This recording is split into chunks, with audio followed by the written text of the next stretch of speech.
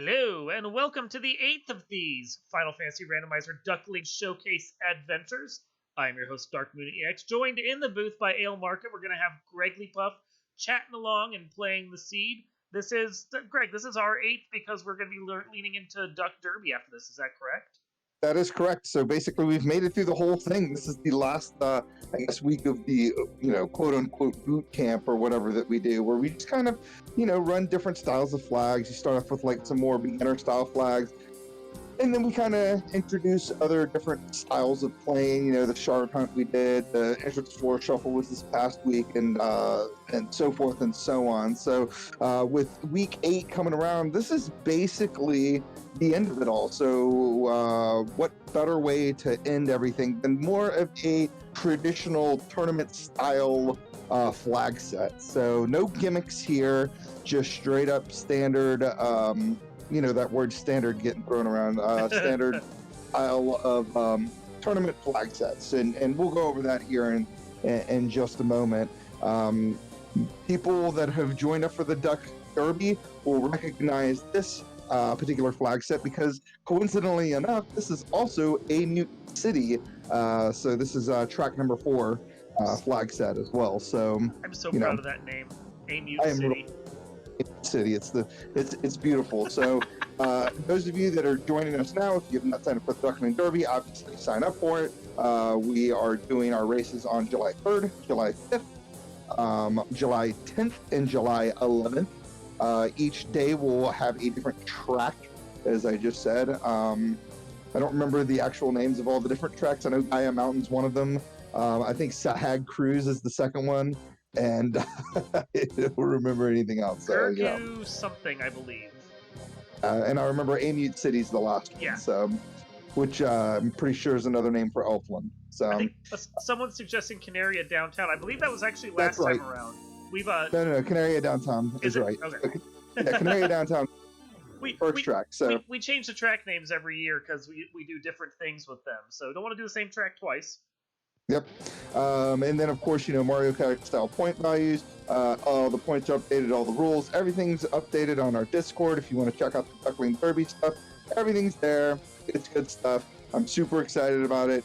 And yeah, let's go on ahead and move it on. So I'll lean into my co-host here, El Markin, who's going to go over the flags with me. Hey! Yeah, it's El Markin. I just got to say, Dark Moon, your Amute City name, I give that an F0. Well played.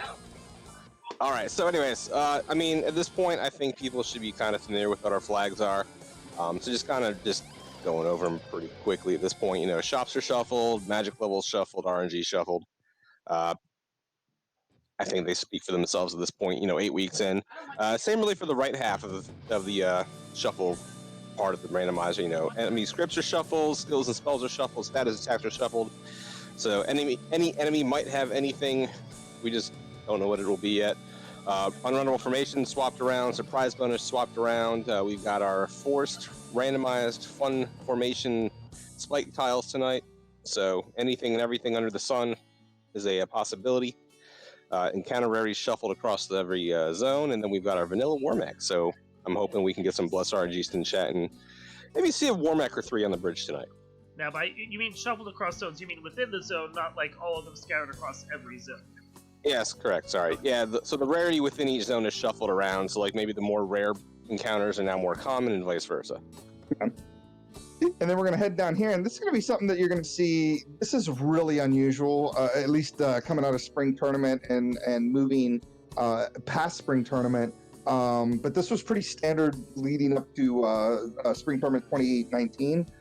You'll notice down here under freebies, we've only got a free bridge. No free canal, no free ship, no free airship. We got to find that canal and that ship. We may not even need the canal.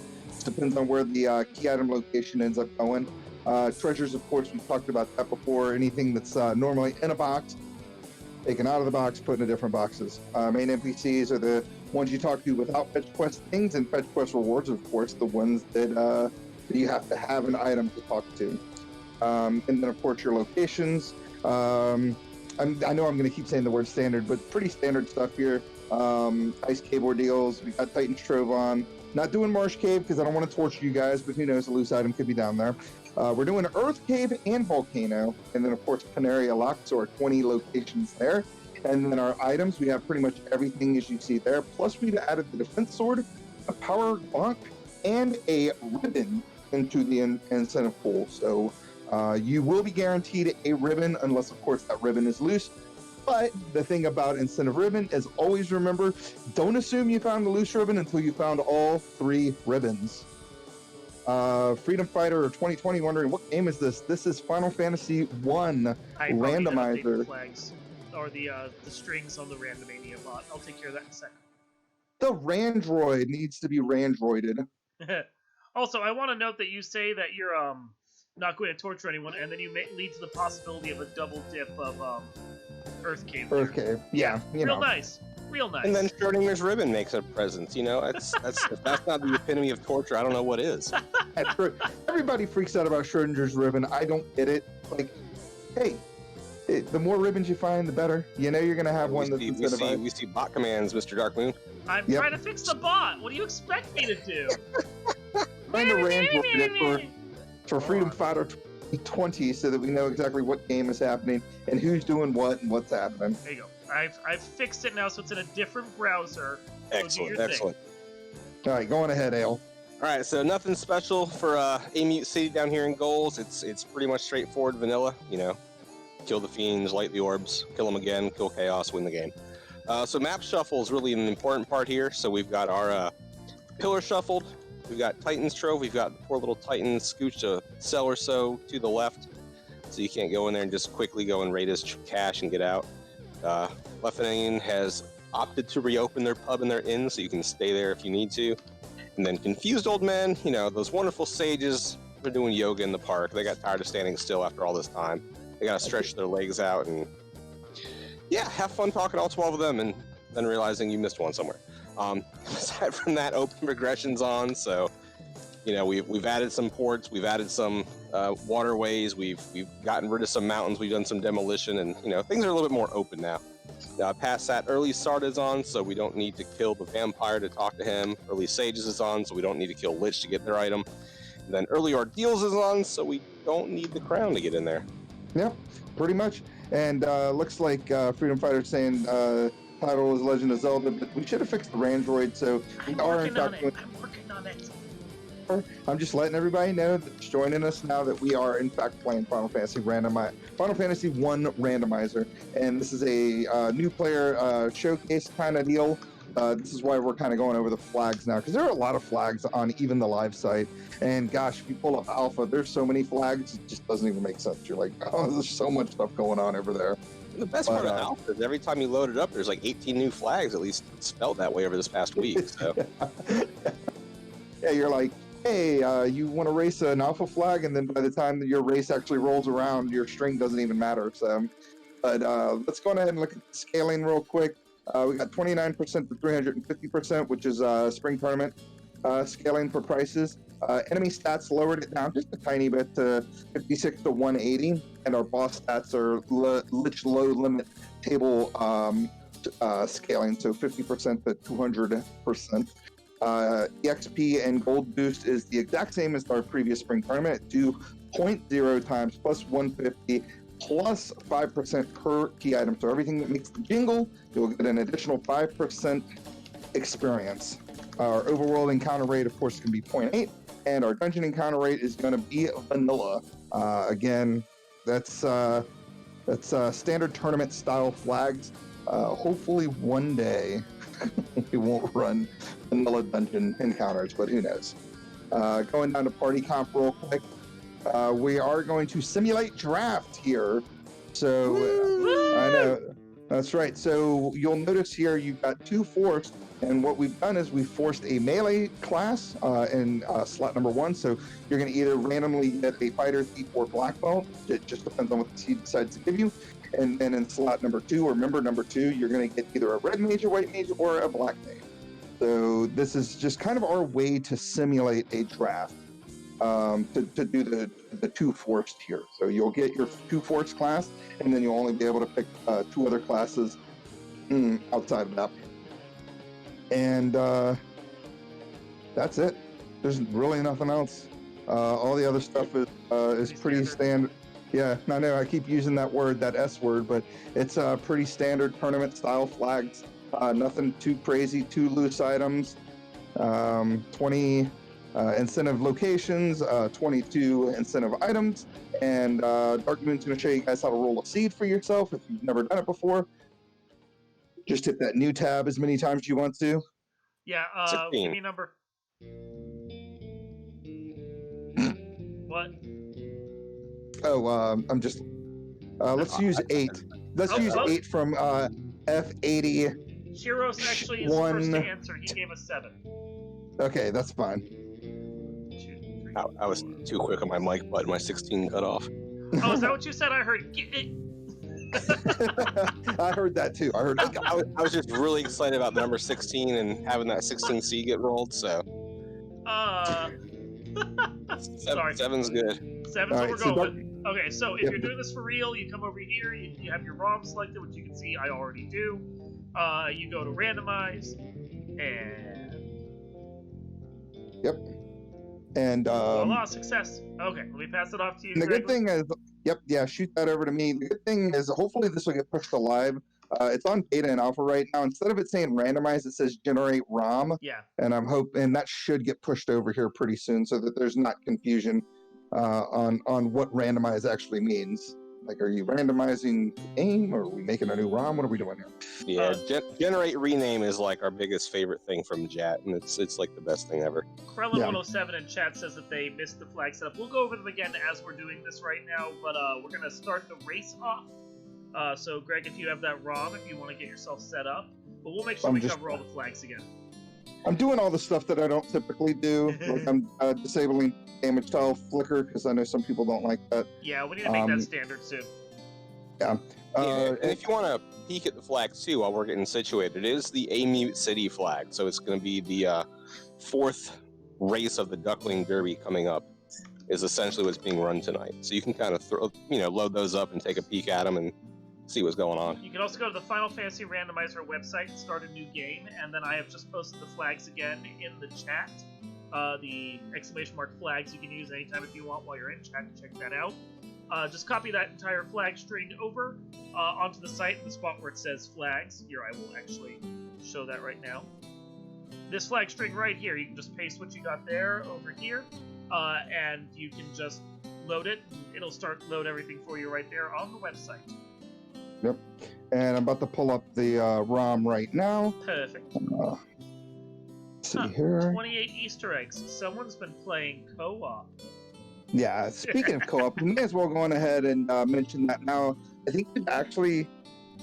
Wait a second. That doesn't look right. Why is this blue? Is that the right string? I'll pull up the right thing. That looks right. I wonder why it didn't work. Do you want to... We can go over hash again, and I can load the string as well. No. That's right. I mean, everything looks right. Cool. Yeah. The seed is right on the ROM. It's just that for whatever reason I set it to be purple, and it's like this bluish color. But oh no, there's the blue. There's the purple. There you go. All right, so our force classes. Wow, this is gonna be a hard one here. So we got a fighter and a red mage. Oh darn. Wonder whatever we shall do. Whatever shall we do with this force class? Oh yeah, that's right. I forgot. I was I gotta name this so that people remember that in fact the Duck Derby is coming up soon, and the start date for the Duck Derby. How do we do Derby? Is it DE Derb? DRBY? DRBY. That makes sense. Okay. And then we'll go straight up super vanilla here. And well, you got to remember we're like 30 seconds behind Greg. I like heckling his stream, even though we know he's correct at this point. So this is the first day of the Duck Derby. All races are happening at 9 p.m. Eastern Daylight Savings Time. Pretty much a Fighter Rainbow. What a boring party. What? This is like the best party ever. Yeah. I would have gone with the fact that nuns are allowed on this flag set, which I noticed they were from bottom 2 positions. Fighter red, nun black. That would have been my party. Just fighter, none. It's none. Oh, do you mean the What's crab that? cakes party? Yeah. I was gonna say Spellzap's in chat here. One of For our the 4 white mage party. yeah. And then we have One of Yogo our- Bloodworth in to do the 1 white mage party. I was gonna say Spellzap in chat. One of the co-designers behind our current or upcoming co-op tournament. Yes. So again, one of those things. Just go over to FinalFantasyRandomizer.com or find the link to the Discord somehow. Join the Discord. Click on those hatches that send, or those rooms for co-ops and duck derbies and all that stuff, and see what's going on. We've got a lot of stuff planned up. Fall League, it's going to happen obviously sometime in the fall, and so a lot of happenings always happening here at Final Fantasy Randomizer. So I'm good to go whenever you guys are ready. You go. We'll catch up. Yep. All right, I am going right now. So, boom. I'll get So the when I timer get into- going. I'll get the timer going just as soon as we see movement. Also, there you go. Your cursor is in the way, but you caught it. Yep, I did. All right, so yeah, exactly. So this is a pretty. So as Greg was saying while we were covering over flags, it's a pretty standard flag set. We're looking at no vanilla or no floor entrance shuffle. Nothing too crazy in the things that are going on. It's 2 loose items with 3 of the gear items included in the pool. You can see magic as basic magic right here. Right now we've got magic as and basic magic as in our usual spell shuffle. What was like harm 3, cure 3, fire 3, pro rings for 3,800, chain armor, usual stuff you expect. Yeah, the only thing I consider doing too, once we have maybe a little bit more cash, I believe heal 2 is in that last slot, so maybe considering loading up the white mage with the harm cure 3 heal 2. Yeah, you got it. Because those early heal spells can really take advantage or can kind of replace a lot of heal pot usage, and then maybe keeping a spot open on your red mage for it after promotion. But maybe by that time you probably won't need heal 2. So I mean, with that fire 3, I would make the argument that buying most of your gear right now isn't entirely essential, because you're gonna start digging chests because you got 2 loose, you got armor, you got weapons you're gonna pick up. I tend to not even pay attention unless stuff is blessed and cursed to what even is at Canaria until I'm desperately looking for a gold bracelet, because whatever I can buy at Canaria is going to get trumped by what I find in some treasure chests before too long. Yeah, so the only other way to look at that though too is if you check early armor shop in a lot of these flags. So if you have a good early sweeper, magic's great, but if you can't survive a hit, it doesn't really mean anything. So especially for say that red mage who can wear the chain armor, finding that in Canaria is a really nice pickup because it gives you a pretty chunky amount of absorb at this stage of the game. Well, I mean, we just got a shiny football helmet, we'll be fine. No, I mean, if the goal is to drop the white mage and the black mage eventually, I'm 100% on board with that plan. I mean, I'm not feeling 3-man currently. 2-man. 2-man. I'm encouraging 2-man. That's what Yeah. Yeah. I'll be honest with you, I that's the comp I've been running a lot lately. I get what you're putting down. Ooh, Dragon Sword's nice. Excal's also nice for late game. Yeah, and speaking of 2 and 3 man, I know it's something a lot of people say, like the sooner you get it off the ground, the better you'll be. I'm kind of in the capacity of my mind of saying, hey, let me see what's at least in Provoke and Elfin before I start killing off people. Because, hey, maybe those early spell charges are what I need to go and dig, the loose canal out of marsh or something like that. So that's really where I kind of make the decision. Yeah, it's probably a couple minutes later than other people do, but on the other hand, That's fair. yeah, I mean, early spell charges can't hurt, why not? Wow, big pickup already. Canal. Yeah, Canal's a good pickup. And Rib. Oh, hey, well, at least we know any of the ribbons we find are the loose ones. Yep, very true. Very nice. I am gonna pretend like I'm gonna keep my my white mage alive. But you just tease just it right now. No, yeah, you can't learn that spell. What the fuck? What am I doing? Excuse my almost language. Yeah, you're almost language. You caught yourself in time. No, you can see we can see that we're in week 8 now, so we're actually starting to talk a lot of strategy and other things right now. You know, like what will we do with these party comps? How will we buy our equipment? How will we do these things? That's the kind of stuff we're going to start encouraging you to think about as you go through these flags, because you know you've gone through 8 weeks of this at this point. Time to start honing your strategy and thinking about how you can like take on the low to mid tier players in regular races, which I will be one of them. And if you've gone through the Duckling Derby, you should be able to beat me after this. Right. And the other thing you'll notice too, when we're sitting here discussing gear, you've got 3 people giving commentary, and each one has their own kind of opinion on how to gear their party up, or you know what spells are best for any given slot. And really, a lot of that comes down to experience and also preference, and how they like to approach the game. So, I'm doing something we haven't really had to showcase pretty much ever because of the free ship. But here, you know, checking Matoya's kind of early. See what you can get out of it. You got the Final Fantasy special right there. Yeah, I know, right? And then determining whether you actually want the things that you got out of Matoya or not.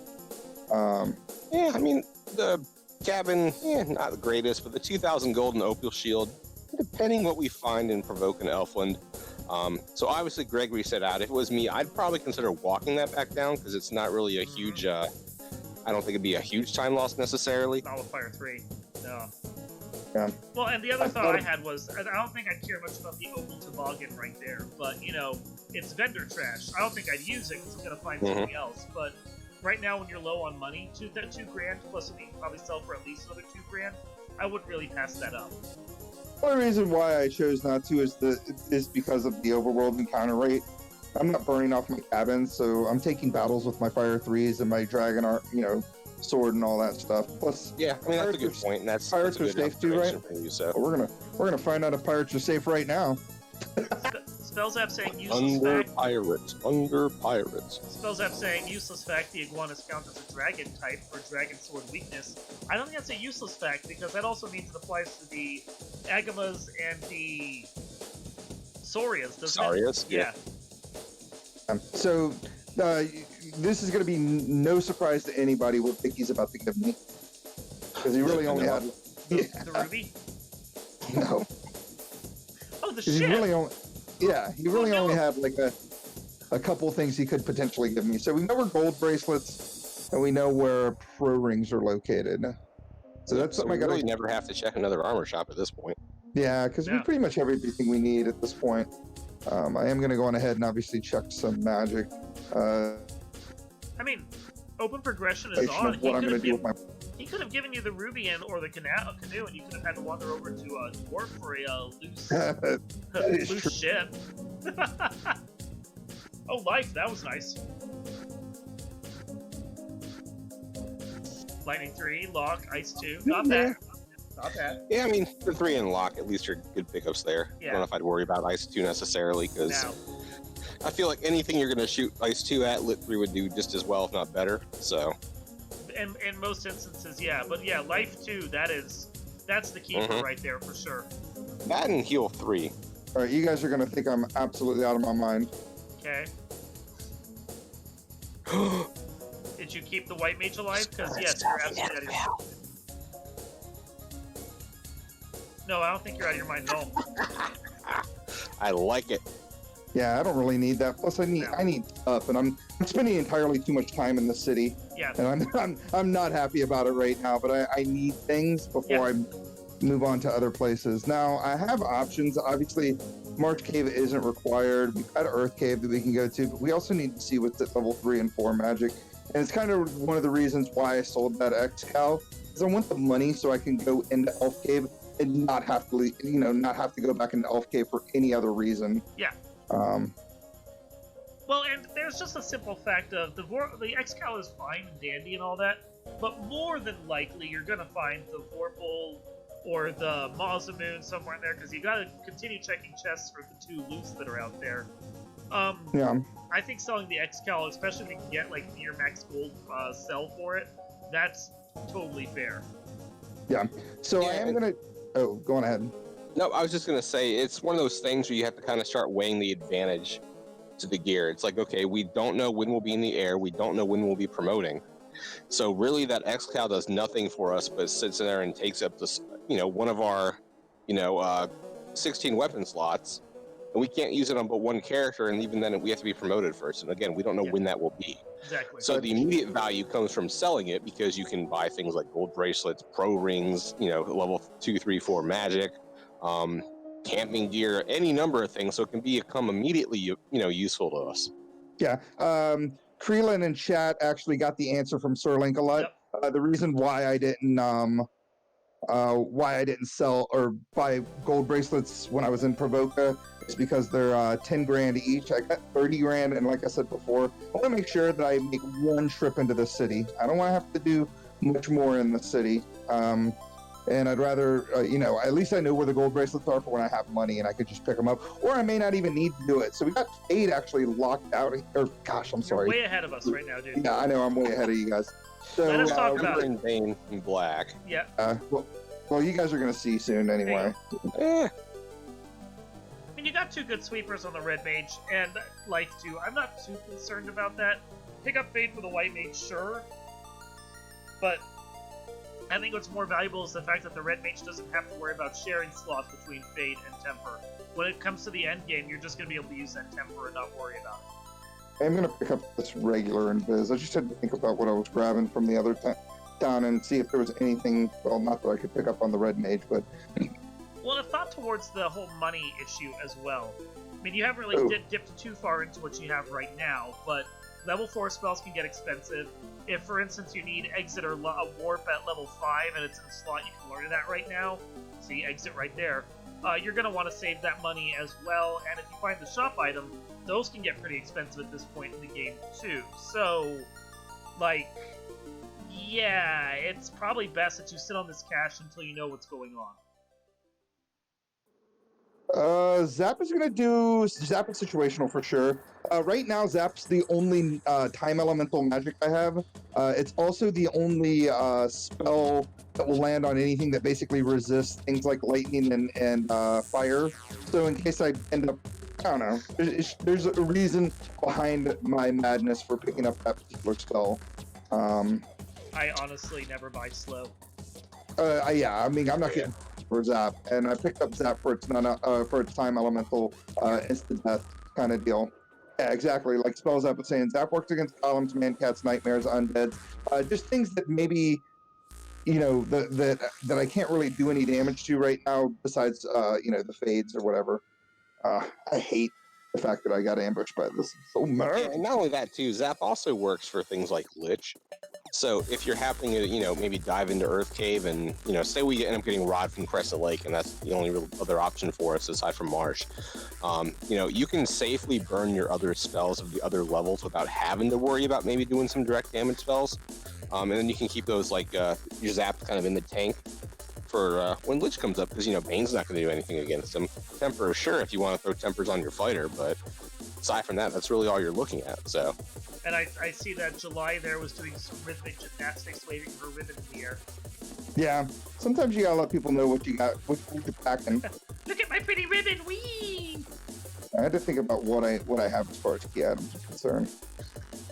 All right, so I mean, we haven't seen any key items yet, so I know. That's what I'm. I mean, we got the canal from the king, we got the ship from Vicky, we got Princess Sarah's bow tie, and that's all she wrote. So that's right. I'm supposed to track her, aren't I? Yeah, there's a couple of things we can do right here. I'm going kind of for more of a gamble by doing this because I have exit at the level 4 slot. I'm hoping that I can gain some levels here. And then hop in and check the incentive without the rod. Now, most people wouldn't consider this a good idea. Most people would want to wait until they get the rod before they come in here and check the incentive. Okay, but there's really not... But you see, here's the thing, and this is something we saw a lot in the spring tournament recently, and it seems to be something a part of the meta right now, is the fact that it really feels like the game, currently, until the devs decide to screw around with how the treasures are allotted, the game likes to put something at the top of Earth 1. It just likes to. Doesn't always, but it likes to. And you got Thorhammer here, which is useful. But it's also the fact that with shuffled encounter tiles on, you don't know what's going to be on one of the good grind tiles. And if it's something you can take out with some of those fades or something, get a few levels to survive deeper into Earth, I don't hate this play at all. Yeah, like I said, I mean, with the grind tiles that are available, hey, all I have to do, I think, is just get the level 8 to get that exit charge, and once I get that, I can literally make a beeline Yeah. for vampire, and then just head out of here.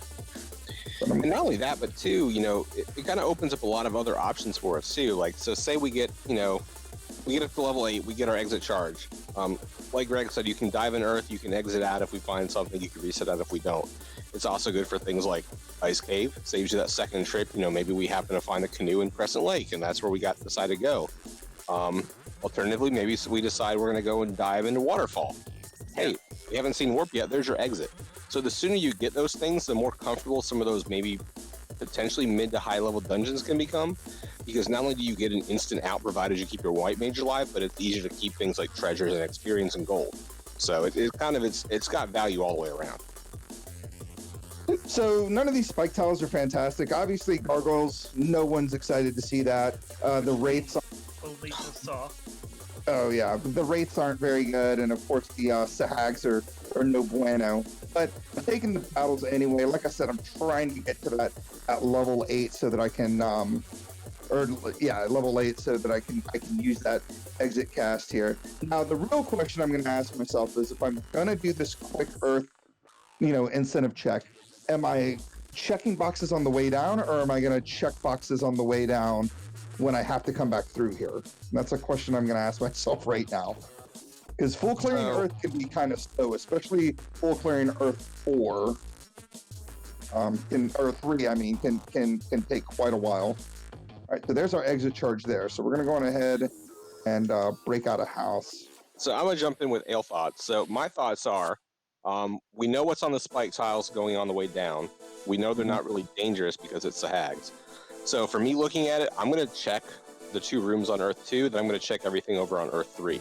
Yeah. Unless you happen to find something on the bottom of Earth 1. But I'm going to check everything all at once, because at this point, and I'm knocking on wood, and I'm hoping I don't jinx you here, but we haven't seen anything nasty out of any Earth mobs yet. And so I'd much rather do one dive, take a couple extra steps and exit out, instead of having to go down there, dive to Vampire, find nothing, exit out or reset out, then dive back to Earth 2, exit out. By doing the dive all in once and keeping those exit charges. Oh, there's a second ribbon. That's good. Yeah, more vendor trash. Yeah. So by finding all those treasures and getting all those levels, the exit's kind of more beneficial because you actually get something from your time. Yeah, it's not a bad plan, and I'll probably do that. Check some stuff on the way down. I only have one exit charge, which is why I'm walking. I have to walk this ribbon out. I should have probably used my house after this, but whatever, it's fine. I'm not enjoying our encounter table, so I haven't really done much hard resetting. It just is what it is. Is that possibly because you kept the dungeon encounter rate all the way up at 1? Like whole 100% right there, maybe? Well, that's, you're, like I said, standard tournament style flags. That's sweet. 4-0. So, thanks for letting me jinx you with Thunder Mummies. Yeah, and that's Thunder. a bad... Thunder Mummies. I need to explain real quick why that's a really bad thing to see. Mummies are basically all over this game. They're in a majority of the dungeons, and that's a lot of thunder we're going to have to be avoiding. Luckily, we already have 2 ribbons, so it's not going to be horrifying, but yeah, it's not something I want to see right now. Yeah, I mean, you've at least got the ribbons, I believe, on your red mage and your white mage, so you've got life on both of them, so you're pretty much covered, provided they don't just you hit a 7-pack and they all decide to thunder you. So hopefully that doesn't happen. But especially as you gain levels, the thunder mummies will become kind of less of a concern. Yep. And of course, I get ambushed by. Well, dang it! I got to keep remembering that I'm ahead of you guys. Fine. Oh my God, Sahags! Oh, they're just so rude, ambushing me like that. They've ambushed you a few times. I think they have a high ambush rate this time around. Oh, look at that. That's actually... Sometimes you get super excited about certain things that aren't really a fantastic pickup. I don't know. I was just happy to see that. 21 gold. Now I see why you're excited. Yeah, 2 gold, Actually, I was super excited about that not so House. great. But I was the house, going to bet on the house. The axe that's rather full of itself. yeah, yeah. I mean, it's no Excel axe. That was a one and done kind of thing, from my understanding. And just some more money. So I hate full clearing the next room. Yeah. So far, nothing good in Earth Cave. I am so tempted to leave that box to the far right, but the second you do something like that where you decide, I'm not going to worry about that box. It's loose adamant. Yeah, it's loose. Yeah, it's loose progression. So And let's we've talk already about. found. Go ahead, Greg. I was just going to say we've already found one of the so-called junk items in the incentive pool. So at this point, it's pretty low odds that the other two loose items aren't going to be required. The bonk and the what's the other sword? There's a sword in the incentive pool. What's in the incentive pool?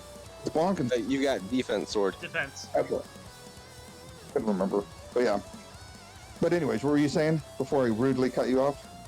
Oh no, you're not rude at all. I mean, you're running this. You're letting us know your thoughts, and then we get to see it play out. 10 seconds later. I love it. So. So, but what I was going to say though, so like Darkmoon mentioned kind of like about 10 minutes ago at this point, you're going to start looking at things like strategy and, gearing plan and spell plans and, 2, 3, 4-man comps, things like that. So from an outsider looking in, and because hindsight is 20/20 as we, start clearing our 3 here, I think having found the canal, the ribbon, and the ship from our incentive locations early, I think I would have probably forgone the Earth play, and I would have gone to Crescent, because that's either going to, I feel like, give us a fetch quest chain, or it's going to give us the canoe. And yeah. I'm really a big proponent of not having a double dip quadrants of the map if I can help it. And so by that I mean, like, if I can knock out like Crescent, Volcano, Ice in one time, I'll try to do that. If I can knock out like, Earth Cave and never have to come back, I'll do that. And then same for the Northern Hemisphere. I mean, I agree. I think one of the things that I probably would have done if I'd actually been actively playing this is I would have gone to Melmond, used that as my next stopping point, saved right there, and then I probably would have done the the ship sail over to Crescent without saving, just to see what the guys over there have, the cranky old men. Because if they had, like, I don't know, defense or something else that doesn't give me progression, that indicates to me that I really need to come back here to Earth and do this dive. Whereas if they have, like, canoe, for example, which they're more than likely going to have at this point, or something that leads to canoe, then that at least allows me to get some more options before I come in here. Like, the meta says often that Earth has it, every time it doesn't. But it's also the fact of, playing the field and playing what's there. Yeah. I mean, the one advantage we do have of doing this, White Mage is trying to die to the vampire. The one thing we have advantage-wise going for us right now, hey, look, loose adamant. Look, adamant, it's not loose. Oh, Earth Cave incentivized. I should pay attention. That's why we were here. Right? Yeah, thank you guys. So adamant's good. The other big thing that we got out of there is money. So if Greg wants to take a little quick route back, I don't know if I'd run back for gold bracelets at this point, but I'd probably run back for pro rings and Canaria. Since they were like, what, $5,000 a pop, and crack tigers doing their thing. Just say no. There we go. Oh, we have adamant now. I need to mark that off. I need to do my job. Yeah, you do. All right, not fantastic. What's here? Yeah, $11,000 wall. I mean, at least it's a ribbon for one of your guys. It's crack. Yeah, I crack. That's the.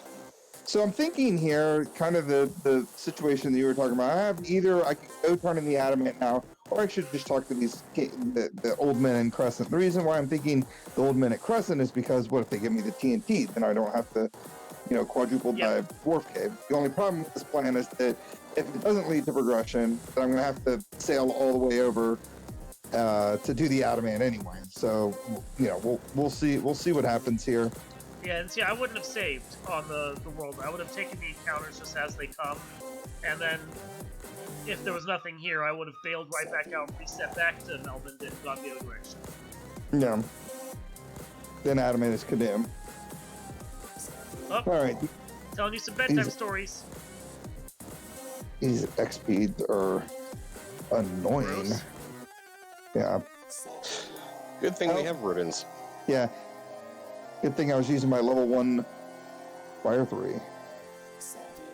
Creelan in chat trying to completely jinx this whole run and say that my loose progression is in Marsh Cave. Oh, you guys have fire. We have Aether. Don't worry, we're covered. Actually, kind of a good thing about doing what I did early. Well, I would have probably gotten to level 8 before I got here. But like you said, I have more money now. What if the shop I had made is here? It's not here. True. What if it was? Hey, Then I'd we're have not the there money yet. to pick it up. Sorry. Or is it? Dun dun dun. Dun dun dun. Ah, no, it's not here. Magic. I'm doing my Thundercloud impression right now by picking up all the tents in the world. I mean, so that's something to consider too. So when you have a really big price disparity between tents and cabins, yeah, stock up on tents. 2 tents is basically a cabin. If your cabins are basically the same price as your tents, buy your cabins.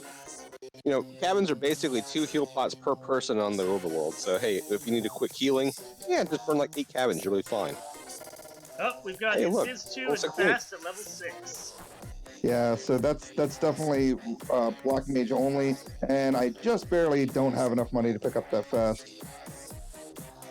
You have a katana you can sell. Oh yes, you're right. I forgot to pick up the katana a while ago. I checked my armor, but I didn't check my my weapons. Hey, so yeah, this is totally not progression. Let's go on ahead. We've got exit we can use, and then we'll do the thing you said. Hey, So there's Ooh. you. Progression, just not yet. exactly. I mean, it's definitely into the game. Oh my gosh, so many max price things you guys are gonna see whenever it finally gets there. As I keep giving the game away. That is lovely. Hashtag thanks, Katana.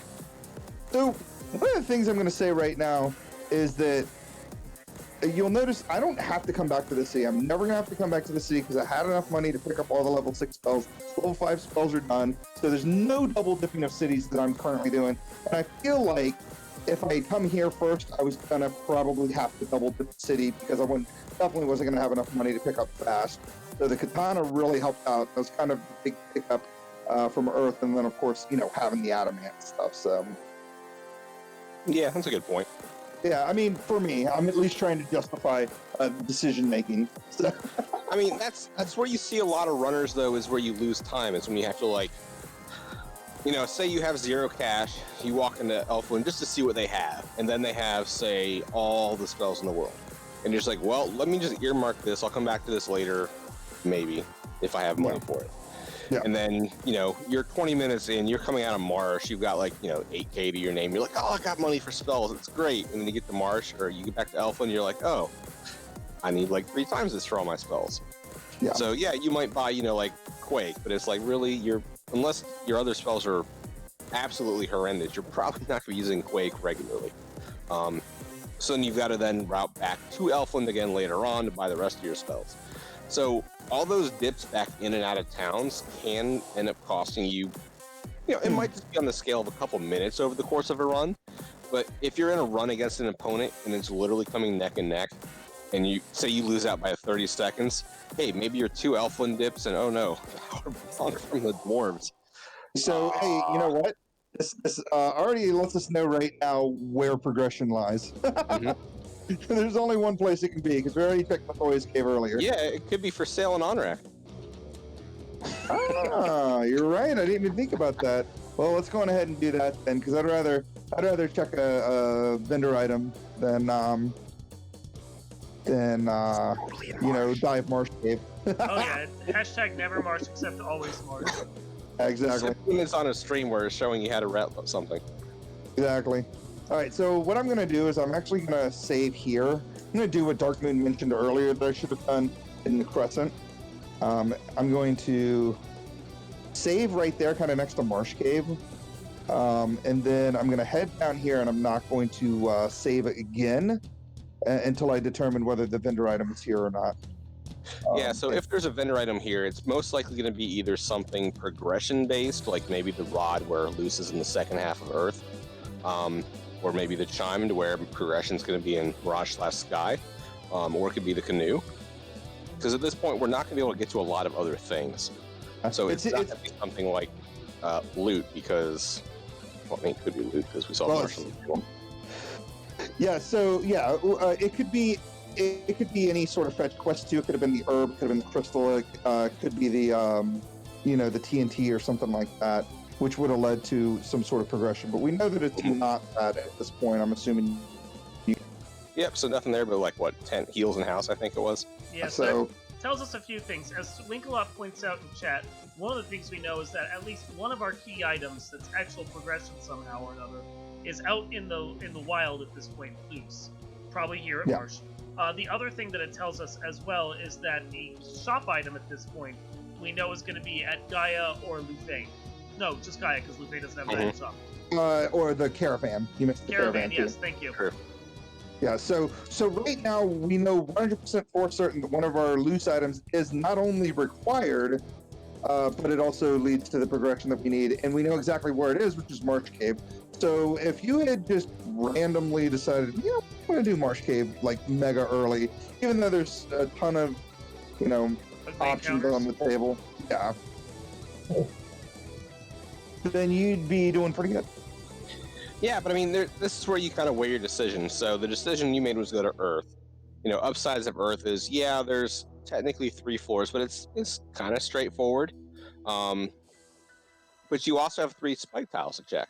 So where if you find like a really good spike tile early, you can kind of, just really jumpstart your leveling. You can get a level advantage on the seed, and then a lot of the early stuff can be trivialized. If you come into Marsh, because we would have been here at level 5, level 6. Exit so too. Most likely no exit. If bones or our bones or scums or goyles or creeps or any of that nonsense roll something nasty, we would have only had the 1 ribbon. We wouldn't have had the 2nd ribbon. Yep. So that's just a further strain on our resources. So it's not a bad play to have not gone to Marsh early. It's just one of those calculated plays you've got to make when you're running the seed. It's like, what are my upsides? What are my downsides? And play the gamble that has like a higher chance of paying out or has more upsides for you. Yeah, one of the main things, and people always wondered, like, what's the aversion to March? Obviously, March being the horrible first dungeon that you dive when you were 10 years old playing Final Fantasy for the first time. The main reason why people hate Marsh Cave, and it is a legitimate gripe, is there are so many different enemy types, and because of the so many different enemy types that are down here, that just has gives you a higher chance to end up running into something you don't want to run into, like a thunder or a blizzard or some sort of skill or touch effect or something like that. And Marsh Cave has 2 areas. There's the north side and the south side. I'm on the south side right now. And there's only like 9 chests you can check without a key. And it takes forever to clear. So it's just not a good dungeon to have to go into ever.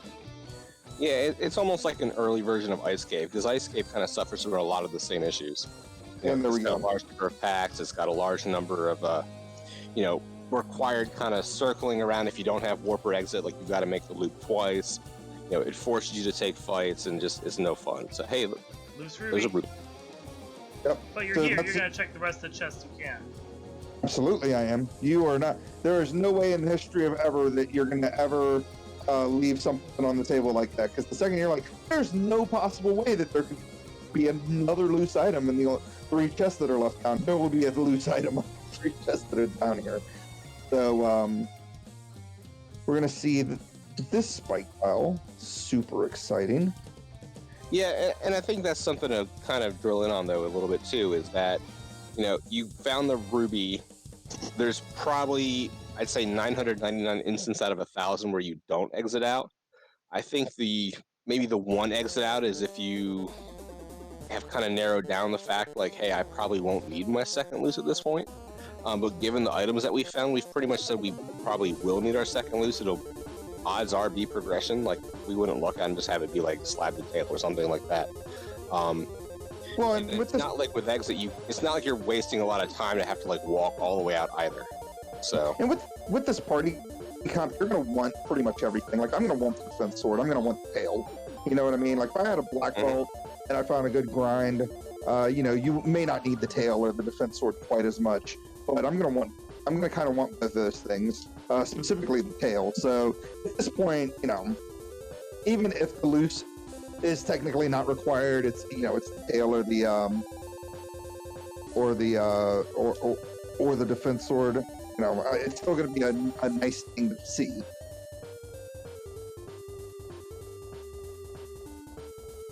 Yep. So Ruby's nice because we get over access to Sarda. Yep. So we'll get two key items out of this. Yep. This Titans is our second one. So I did not buy more houses. I just got a house in March Cave. I just keep looking into houses.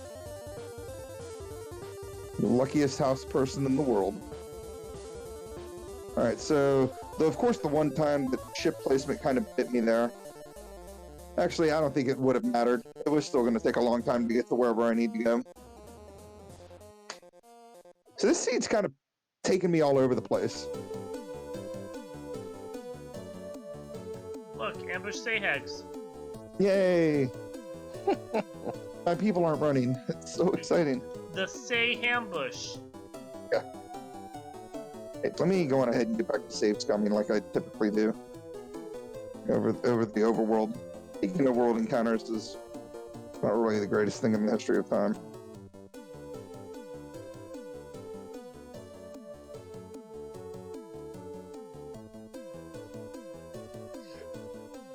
I got plenty of tents, so whatever.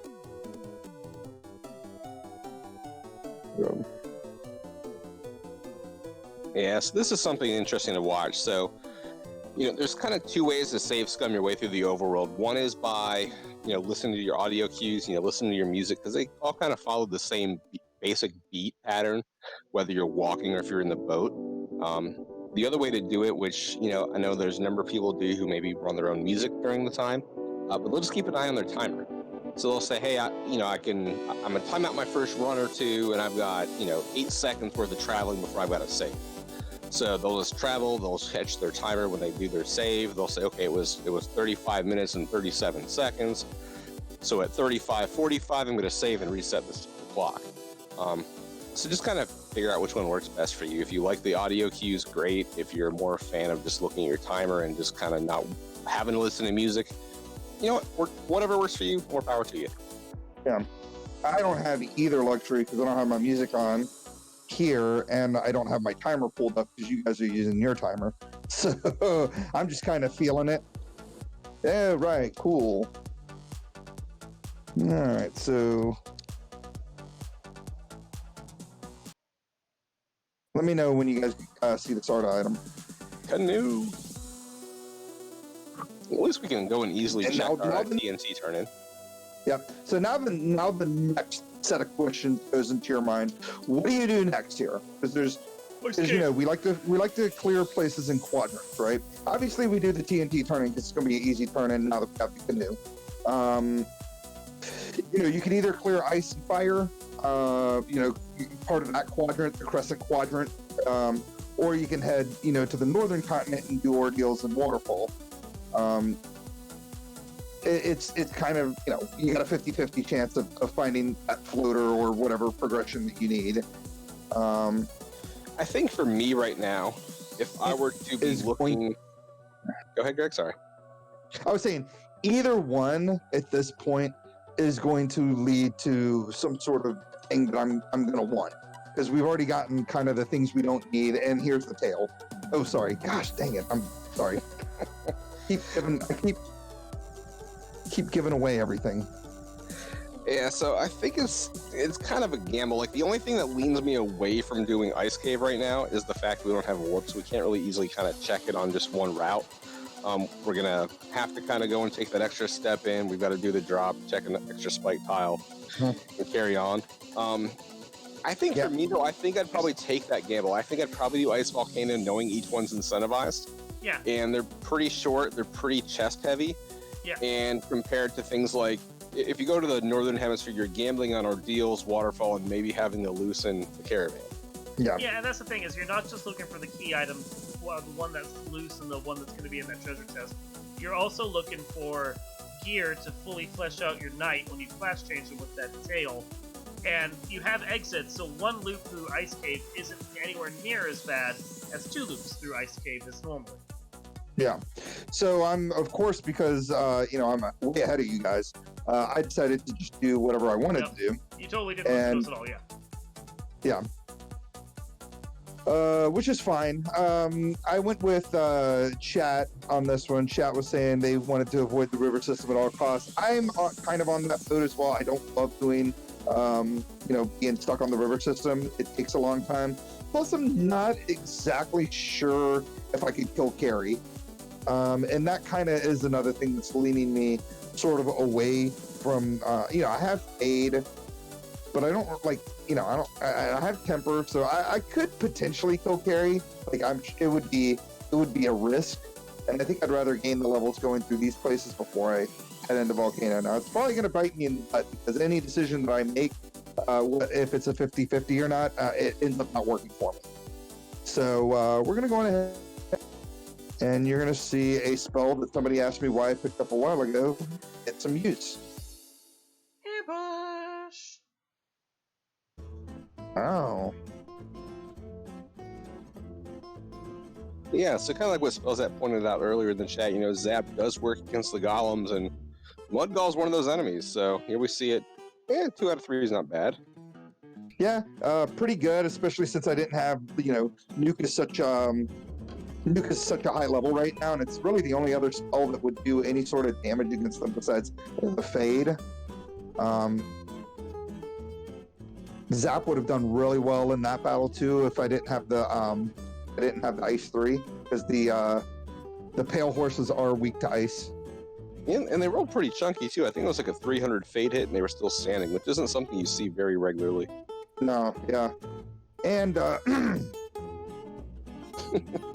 we'll have to see what happens here in a moment, Greg. A little annoying there. It's fine. Hey, 3-man strats. It's not what I want. Look at that lovely EXP distribution among the 3 that still survive. Yeah, so one of the main things about Final Fantasy, and this is what I really like, is you really need to know your elemental weaknesses. Knowing that nightmares are weak to ice, knowing that mud golems have elemental resistances, knowing that the perilous or the Persilis or whatever you call them are also weak to ice. You can kind of know what spells you need to use to get through battles quicker. Because there's these battles I'm going to want to take. They're decent enough EXP battles.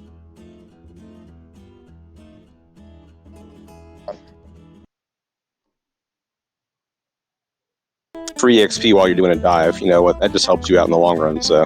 Yeah. Uh-oh. Things are getting all spicy. Hmm?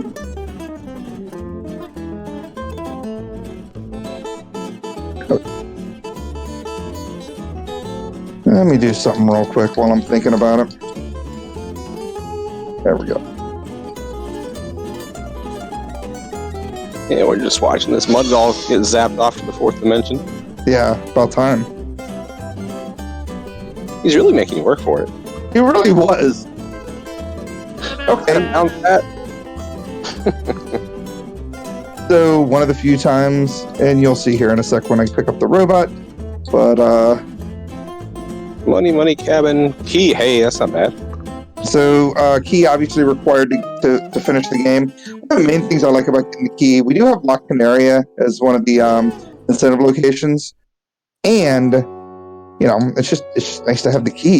You can get so much free gear from the key pickup. Yeah, and the other nice thing about getting the key at this point is, if you decide to route back to Canary at this point, you can easily kind of route in buying those pro rings, and if you're feeling cheeky, you can sail east and hit Provoke, and you can buy your gold bracelets, because I'm pretty sure based on Waterfall, we've got enough cash for everything, so. Yep. And if we go back into the NRC to do those checks, we'll have, we'll be able to get to Ice Cave and Volcano pretty quickly from the river systems there, so overall, pretty happy about it. We're going to knock out Ordeal since we're here. Another reason why I like to do Ordeals pre-floater is it's actually an easier check before you have the airship, because of that river system right there. Certain Duck Derby flags there, Gloomchew, have blurst items. I think tracks 1 and 3 have blurst items. This particular track does not have blurst items. You know what? I like to use live, obviously, because it doesn't really, it actually works. Does it get updated every hour of the day, like Alpha does? Beta's fine. Yeah, I was gonna say Alpha's the one I really don't like to use, just because obviously it gets updated all the time, or every like 2 seconds. Ah, you son. That's annoying. Oh my god! You're gonna see the annoyance here in just a sec. And of course, I was too busy talking, so I, of course, was not paying any attention. Well, and I didn't really pay that much attention to how I got through Ordeal. So let's see. Blurst is pretty normal as far as like people playing the flag is concerned, but it isn't on the live site yet. It's on. Oh no! Ooh, you're gonna see that too. That's a little Medusa's. That's a little scary. Oh, that's Medusa. All right, so we know it's top. Up here, though, and like maybe a little bit of Sky Cave. I wouldn't worry about it too much. But we know it's top. Yeah, it's not like the worst thing in the history of time. It did catch me, give me a little pause there. I was like, whoa, hey there. But yeah, you're right. Mummies are only here and up at Sky Castle, but they come in pretty big packs in Sky Castle. And we got Scoop again as one of the first skills on something. Are we looking at a Medusa script? And then we got Life Reboot in chat, giving me the old hi, good luck. Thanks. I mean, whenever you've got Ale and Dark to do in common, you definitely need some luck to make it through, so. Oh, here's the thing here. I definitely do not want to risk these guys throwing thunder at me, so I am going to mow them down. And his next encounter is mummies. Hey, look, mummies! Oh my gosh, holy. Real question. Do we remember which one of these, was it top or bottom? It was, I need to go to bottom? Okay, good. I couldn't remember. We made it all the way, and I was totally going to have to redo Ordeals all over again. Oh, not so lucky this time. I mean, the nice thing about having to redo Ordeals, at least, is that once you at least make it to the second floor, you pretty much know the pillar pattern. So as long as you have a favorable encounter table, you can kind of make it through without seeing a lot of the nasty. But, thunder on a non-ribbon person who doesn't have a lot of HP is really always going to ruin your day, so. Yeah, pretty awful. So heat's actually their first kill. Best armor for my red mage. What? No, it's a little bit of sarcasm. It's technically true that the silver armor is the best plate armor in the game, but obviously the opal Cheerio is the best armor, period, for a red mage. Yeah, I mean, if I've got a choice between a silver armor and an opal on a red mage, I'm giving the red mage silver. I'm going to pass the opal armor off to somebody else. Yeah. Unless I'm running. All right, so we're getting to the point now where we're getting those pro rings. Is actually, it's like whatever. Hey, and more required items. So I didn't tell you what it was, and you probably knew it would be required anyway. I bet it's something like the rod.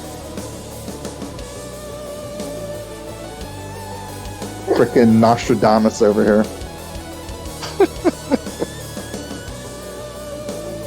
Look, every now and then I call it right, okay? Alright. Alright, so what are you thinking, Greg? We've got key, we've got rod, we've got... We're gonna knock out some key lock stuff, and then we're gonna head over to, obviously, Volcano and Ice Cave. See if I can get that floater so we can get in the air. I like it. Good plan. Yeah, so first key locks I can knock out right away here is, of course, here. Good reason to check this. Not only the 3 items that are here, but you've also got 2 spike tiles you can check here. The vanilla images and mummy tiles.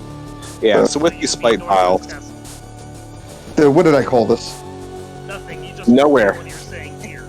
you were just telling us you had 3 chests and 2 tiles. Oh, sorry. I figured I was there. So now this would be fantastic if I was running, Black Belt Strats. Hey, I'm not. And I don't know why I took that battle, because I actually don't need to. So after all that, after taking the battle and getting all that EXP, I'm going to reset out. So used to running Black Belt, I'm like, wait a second, what am I doing? I didn't find anything good there. I don't want the experience now, because I have the tail. I need to get in the air and get promotion done.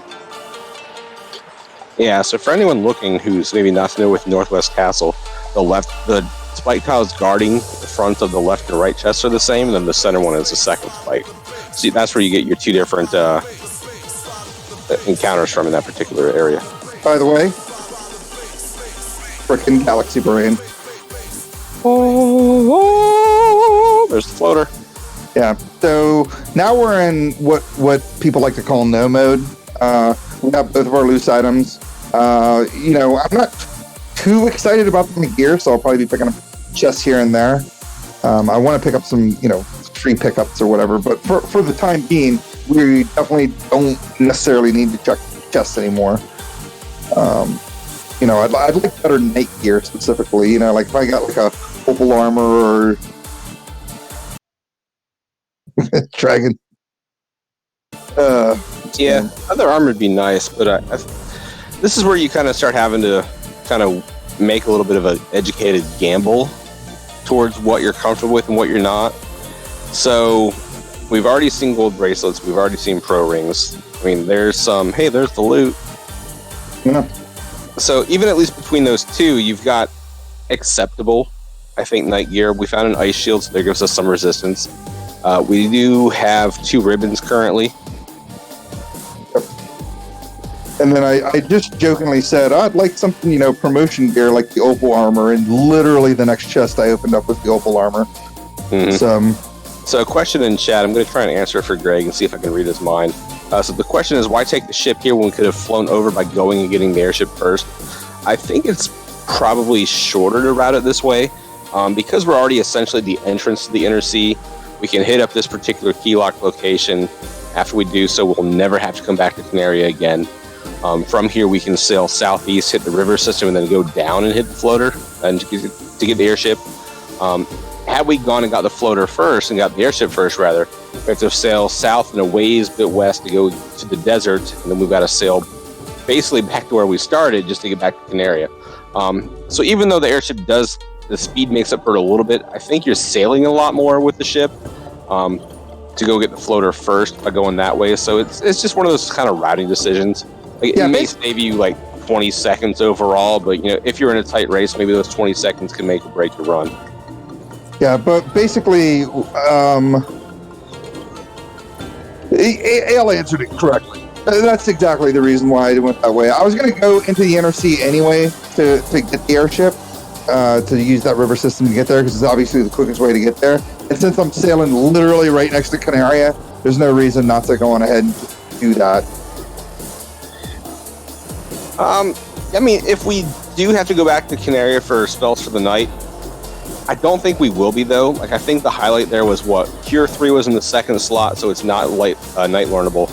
And then we had Heal 2 in the last slot, which... Yeah, it's nice, but I think we had Heal 3, was it at level 2? Yeah, Heal 3 and Life 2 are at level 2, and Fade's at level 3. So, we're not going back to Canaria for any reason. But that's a good question for sure. Mm-hmm. Yeah, so we could have definitely routed it differently had the spells and maybe Canaria been a little bit better for the night. Because, I mean, Life 2, Heal 3, I think we said Fade was locked out, though I think Fade was in the second slot. That's right. Yes, it was. Yeah, so really the only thing we'll be getting on the night at this point is going to be down in Provoca. Yeah, and we got to make the trip to Provoca anyway to get these gold bracelets. So that routing ends up working out okay. Doing the CC spell zap trick here, checking Cardia. You want to explain that once you see me do it? Yep. So what you can do is you save. This is really only used, and I think Edgeworth was one of the first ones who actually did this particular strat, at least that I'm aware of.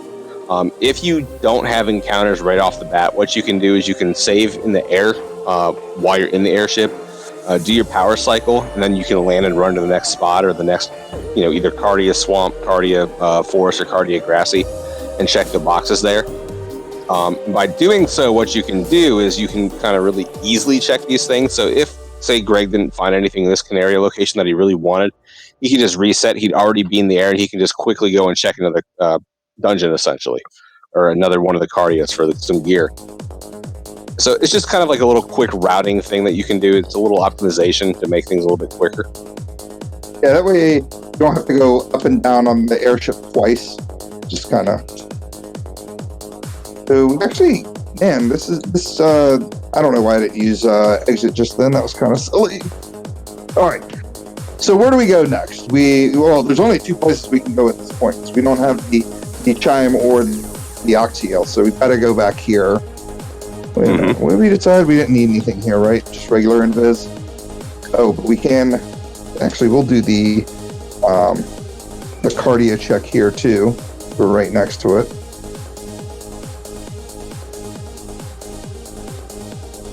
Because there's 4 free chests here, and Yeah, I mean, we're here. Might as well. None of that was any importance. So. So for routing after the check in Elfin Armor, you could pop up, kind of go into what Cullen was asking about. We can go back and hit Provoca, get our spells for our knights, and still be able to learn them here pretty quickly since we promoted fairly early. And then aside from that, it's just kind of a roll of the die whether you want to knock out Ice Cave first or Volcano first. So big pickups here, being heal 3 and life 2, knight learnable. I mean, that's just going to make the knight OP, especially if I do find the defense sword. I think I'm like really hurting, and it's funny that I sold the Excalibur when I did, because I'm actually hurting a good weapon. So, kind of ridiculous. Let's see here. Yeah, I mean, Coral Sword will do a little bit of work, but I mean, it's definitely not, a Sun Sword or a Masa or heaven help if you want to even swing the Vorpal at this point, but Light Axe probably would be better than what I currently have going on. Sure. I don't know if the Light Axe is better than the Coral Sword. Grab one more. Yeah, I was gonna say, I'm sure there's resources out there that have statistics written for us already. So, Light Axe. All right. Looking up right now. 28 damage, 15 crit, 50% hit versus. We're looking at what? A Coral Sword? Coral Sword. 19 damage, 13%. Yeah, the Light Axe is better all around. Actually, I think the Bane. Help me out on a Bane Sword real quick, too. Bane Sword. Ready? Got it pulled up. Swad. 22 damage, 20% hit, 19 crit. Crit hit or better, damage is. Not quite as well. No, damage is actually better. It's all around better. Yeah. So Derringer is saying Bane is better hit, less damage than Light Axe. So yeah.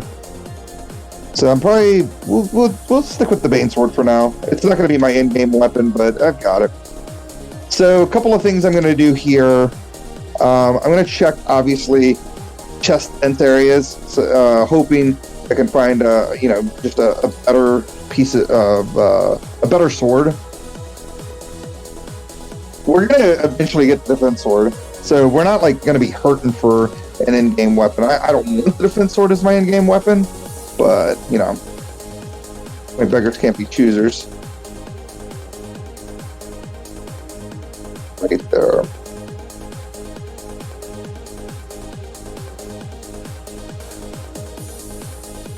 I mean, Ice Sword's not terrible. Yeah, it's alright. I mean, I think Ice Sword is. I want to say Ice Sword's better than Bane Sword. For sure. 100% certain. Yeah, I think after Ice it goes like Sun. Yeah, Excal Mata, and then you can kind of fit the Vorpal in there wherever you feel. So. Yeah, I know. My OBS just told me I went offline. So my apologies. It'll eventually reconnect. I'm not sure what's going on. Sometimes my internet, sometimes my Wi-Fi acts up at my house. Want Wi-Fi. Womp. No. So while we wait for Greg to get back, just a reminder for people, anyone who's out there watching, we do have the Duck Derby starting up on the 3rd. I believe the second race is on the 5th, and then after that it's on the 10th and the 11th, if I remember correctly. It still has me on the red here. I'm not sure what's going on. So yeah, so just under 2 weeks away. So I believe signups are still open, if I'm not mistaken. I don't believe they've been formally shut yet. I think that's going to be start of this coming weekend is when those get kind of locked down, so we can kind of see what's going on here. Yeah. All right, so it looks like I should be back online, or at least, there we go. All right. Hey, did you find like a good sword or something, Greg? No, not even a little bit. Yeah, Hopefully. I have to get you back up because you keep something straight with you. Hold on. Oh, I did. Hey, Well, like a good sword or because something? because you guys are gonna miss it. I did pick up the mass immune. Yep. So top left room on the Agama floor. Yep. There we go. We're back. Yep. So now at this point with Opal gear with a mass immune, I am not taking in. I'm not checking any more chests that aren't incentivized. Now I am going to check this chest obviously because it's incentivized, like I said before. Mm-hmm. But we have our in-game gear. I'm feeling pretty confident about everything. We're going to pretty much go boat everything and assume we'll find the defense sword. I should be able to get the levels I need to do a 200% Topher. I mean, you have the Agamas at Astos' castle. Yeah, and I know that those exist too, so it's definitely something we can consider, depending on where we're looking. And of course, this tile exists here. Yeah, and so the one thing to point out though too, if you're paying attention to the tracker at this point in time, we haven't seen Crown, we haven't seen Crystal, we haven't seen Herb, we haven't seen Bottle, we haven't seen Slab. Because we found all our loose, you can almost kind of guarantee that no matter what we find between Volcano and Ice Cave, we're going to be in for some kind of fetch quest nonsense, just like routing all over the world. So when you're kind of in that situation, it's kind of a smart play to maybe, knock out areas of the world so you don't have to necessarily double dip. So it's kind of one of those routing optimizations you can talk about. So something I would imagine Greg's going to do here is after he knocks out Carrie, he's going to hit up Ice because obviously it's proximity-based play. Based on what we find in Ice, I would imagine the play is going to be something like, Crown definitely. If we get Herb or Crystal, I would say probably do that. And I might even consider after we do the Crown, just pop into Earth Cave and run straight down to Lich, knock him out, and carry on. So, yeah. That's exactly what I was planning on doing. I was definitely going to hit up Ice Cave before I turn in the Crown. It's because you're going to leave the area anyway. And I still am looking for Oxiel and Chime, so, I still need those two things. The Crown can only lead to one thing. So, and like you said, proximity check. So taking on Carrie battles, it's pretty much what you're going to expect from a Carrie battle here in just a second.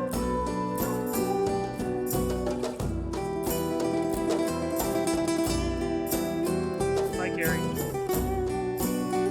So not too bad. I did kind of like cheeky Wolf check just in case Carrie did decide to roll something ugly as like a first skill or spell. Make sure my knight stayed alive there. But then, tempers and fades, we're going to do it for sure. Yeah, Carrie opening with fast was kind of nice. Like, yeah, it can be terrifying depending on the theme that you have roll fast. But kind of with the gear that Greg has at the moment, there's typically not going to be a lot of danger there unless she rolls that like absolutely monstrous, in which case she's probably going to wreck you even without that fast at level 1. So, or turn 1, I should say. So at this point, I mean, I'm taking down things that I can take down pretty easily. I don't want to miss a run chance. Sometimes I find if I can kill something in one round or like quicker, I'll take the battle versus trying to run away from it. Like this next battle coming up that you guys will see, I'm gonna run away from mainly because I don't think I could take it down in one round. Whereas, these packs of wraiths and images, I know for 100% certain one fire 3 or one harm 3 is taking them down. So I'd rather kill them, get the experience, versus like failing a run chance and then having to kill them anyway. Yeah, for some reason, at least when I'm running season, it seems like the Frost Giants always roll like super chunky. Yeah. I mean, you could have done something like if you really want to take down that pack, you can fight with the Knight and fire 3 with the others, because at least between the Moss and the fire 3, it would have died. But on the other hand, we know we at least have to make a full circuit of this, so why waste spells and resources on 2 enemies when you can, instead waste them on 8? Mm-hmm. So I'm not checking anything here.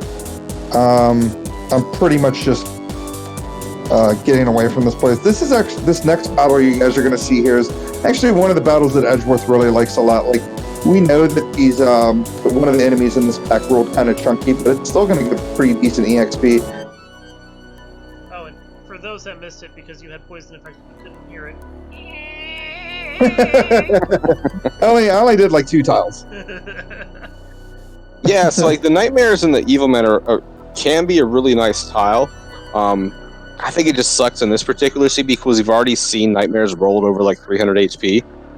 And so it's not something you would definitely want to grind on. Like, now, perhaps you were running a seed and you found that tile and both mobs had sub 100 HP. That's a fantastic EXP tile. Yeah. And if you get more Evil Men, because the Evil Men are the ones that actually have all the experience. And the Nightmares are fine, but to be honest. Oh, good thing I decided not to take this battle coming up here. Ooh.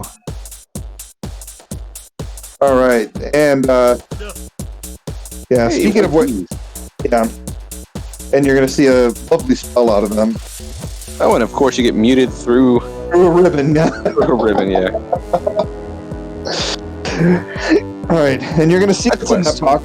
Yep. So we got 2 fetch quests going on. And so people in chat may have wondered, when I got in the air, why didn't I look for the vendor item right away? Well, I knew the vendor item was going to be in Gaia, so I was hoping to get the bottle before I ended up there, so I didn't have to double dip that city. Yeah, and the other side of it too, though, it's just one item. You still know that you have to get both Oxyale and Chime to win. Crap, I missed it. So, What was it? we got Slab from the Crown. Thank you. But yeah, so finding a bottle is great, but the fairy's not going to give you both Chime and Oxyale, so you still need to follow the other fetch quest chains. And with that, it's again one of those. It's a proximity-based routing. It's like, okay, I could go to Gaia and look for a, I almost lost my mind there for just spamming nothing here, like you wanted us to know something. But yeah, so you could go to Gaia and fishing out, for the vendor item. Best case scenario, it turns into something like the bottle and you can turn it in right away. Worst case scenario is the crystal and it leads to whatever. But you still have to go back there because you still then have to turn in the bottle, and then by proxy, you still have to go back there and turn in the slab eventually as well. Yeah. So it's one of those things where it's like those routing optimizations. Yeah. So we know 100% for certain. I went to Elmarkin's airship landing class, and you're going to see that here in just a moment. Hey, there's that spell. I guess Mountain. I guess I'll pick that up at level 7. Waste my money on that. Oh, Gloomchew, you're right. I should have probably killed Lich while I was in the area. Dang it. That's fine. It's not that one. You already know there's no more key items down there. I'm gonna end up. You got other dungeons that are gonna give you better experience, and if you get a few more levels under you, maybe some more stuff runs from you in Earth game. There you go. Yeah, not bad. Plus, I just got the vendor item, which will put me back in that area anyway. So. Yup. So this ended up actually working out pretty well as far as the routing ended up happening. With me getting the bottle and the slab together or near each other, I can go on ahead and knock out this quadrant of the world now, and never have to really come back to Gaia or Lefane for any reasons. And then, of course, we've got the is this game even randomized? Oh, I will. I will note, however, everyone noted that you did find a mute on the A Mute City track, even though it was only max price. Yeah, exactly. That was you're spending money on anything at this point, so. Yeah. Well, I mean, I did grab Cure 4. Cure 4 is a big pickup, no matter what level it's at. So I think optimally here from LaFame, we want to see the chime. Do you know?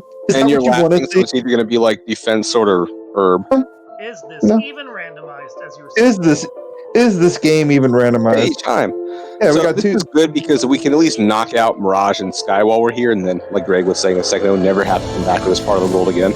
Yeah, pretty much we'll knock this out, and we're going to knock out C because of the Oxio. So we can knock out all the northern continent checks right now, and then that's it. And then we know for 100% certain that the crystal is going to be a fetch quest, crystal herb to defense sword. To defense sword. Thank you. And yeah, this is crazy. That's the second time Mute landed on my red mage through a ribbon. It's making me wonder if I even have that equipped. I feel like a lot of times when I run these seeds and I've found an enemy with Mute, it always lands through my ribbons. So I just chalk it up to ribbons don't work against Mute, and I just carry on and try to run. And maybe that's the case here. Because let me double check my armor here. I definitely have a ribbon equipped. Okay, cool. That's all I need to know. So another good thing too is like we're gonna go to Sky now. And we don't have to check a single chest in Sky. Now, Sky is one of those places that people love to clear because, well, there's 52 chests here, great EXP battles, but it can be kind of a slog to full clear it. Whereas, like, go moding Sky feels so good. Don't forget to eventually put your power bonk back on your knight. Yeah, I'll do that. I want the pro ring for the death protection right now, and then I'll move the power bonk up probably before the next battle. Yeah, I was gonna say too, to go back to what you were talking about too with clearing out Sky. I'd feel a lot more comfortable doing it, even if I was in Goban, if I was like really digging for gear, if I had warp. Yeah. We haven't seen warp yet, so it's probably level 8, and we're probably never gonna pick it up because we just don't care. So at this point, No, I picked up warp. It was level 7 in Gaia. Wasn't I missed it then? That's cool. I can't use it anyway because I'm still level 19, so pretty low level. But I'm going to gain the levels going through this area. And like I said, if worst case scenario, if I still feel under leveled by the time I get to wherever I'm going, Topher, I can always take that Agama battle a couple times and get up to like a good like level 24 or whatever, so I can get that 5th hit on my Massa.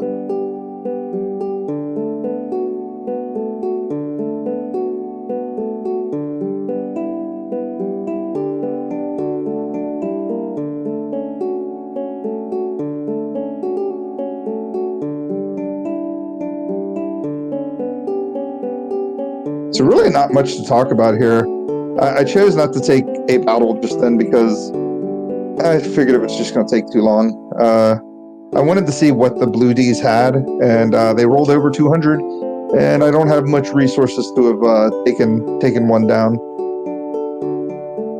It was interesting. Yeah. And the other thing too is, chimeras are usually really good EXP, but I think they had over like 450 HP.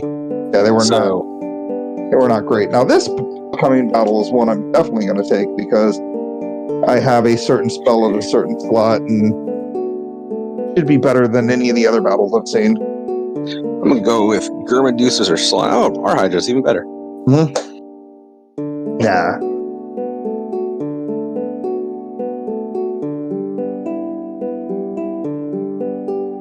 And then after this, all the really good EXP mobs feel like they're like rolling super high on HP so far. Yeah, really. All right, so we can go on ahead and we always talk about Bless RNG, so let's go on ahead and get them out. Let's see if we can find ourselves a little robot chicken up here on the Bridge of Destiny. Which I'll be honest, I'd be actually kind of excited to see Warmech at this point, just because it would be nice to be able to get some of that experience.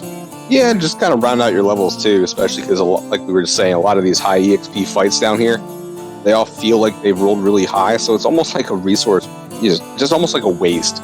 Yeah. Dumping like 2 ice 3s and Arhydra just to kill them. Yeah, and I've already busted through most of my fades, so I think I only have like one fade charge left, and Nuke is like level 6, and it's only on my black mage. So,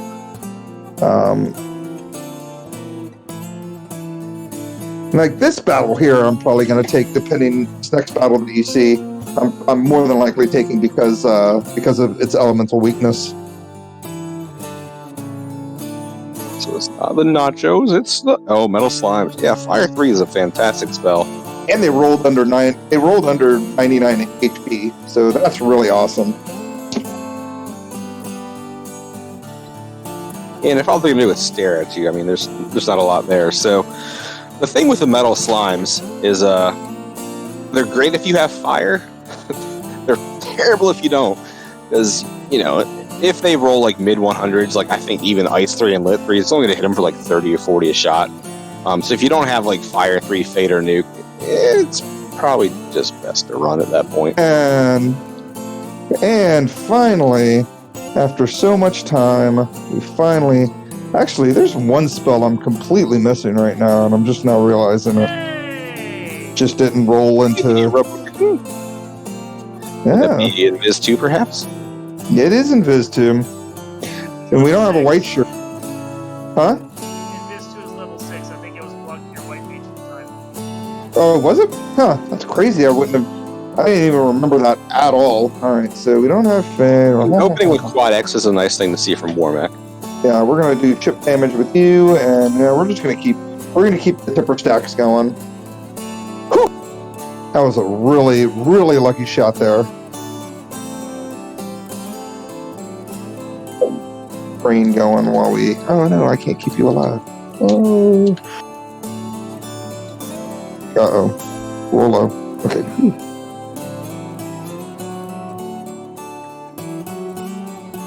Meiji is super stoked about this Warmac battle.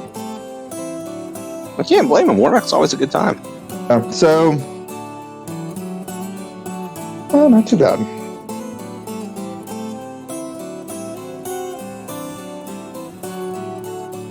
So, I mean, smart use of your defensive spells with heal 3 there. Yeah. Wanted to keep my white mage alive. I mean, it's fine if she had passed on. I mean, it wouldn't have been like the worst thing in the world. But it is nice that she did survive that. So, So I'm gonna, during this battle with Tiamat here, I'm gonna actually try to get my get my fighter kind of up to speed first, so he can actually do some damage, and then I'll probably switch over to Brack/Bane strats after that, just to try to get the cheeky one-hit kill. My white mage really can't do anything right now. She is like... That's a white mage for you.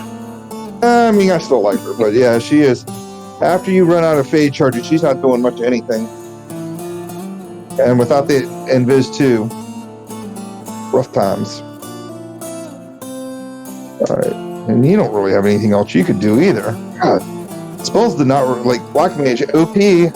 Alright. Yeah, I mean, pointing out we do have the Bane sword, but I mean, when Bane has such a low accuracy to hit, I mean, at this point, I'd just probably keep going damage at this point now that we're 3 rounds in. Yeah, chat's pointing that out too, Bane sword rip. But I mean, in all seriousness, like you said, Bane I think has like what? It's like 10% chance of landing. I think I'd rather go with it's like 1 in 8, whereas like Brack is closer to like 1 in 4. Yeah, I wanted to go with the more straight up, like actual damage, like kill him. It was not.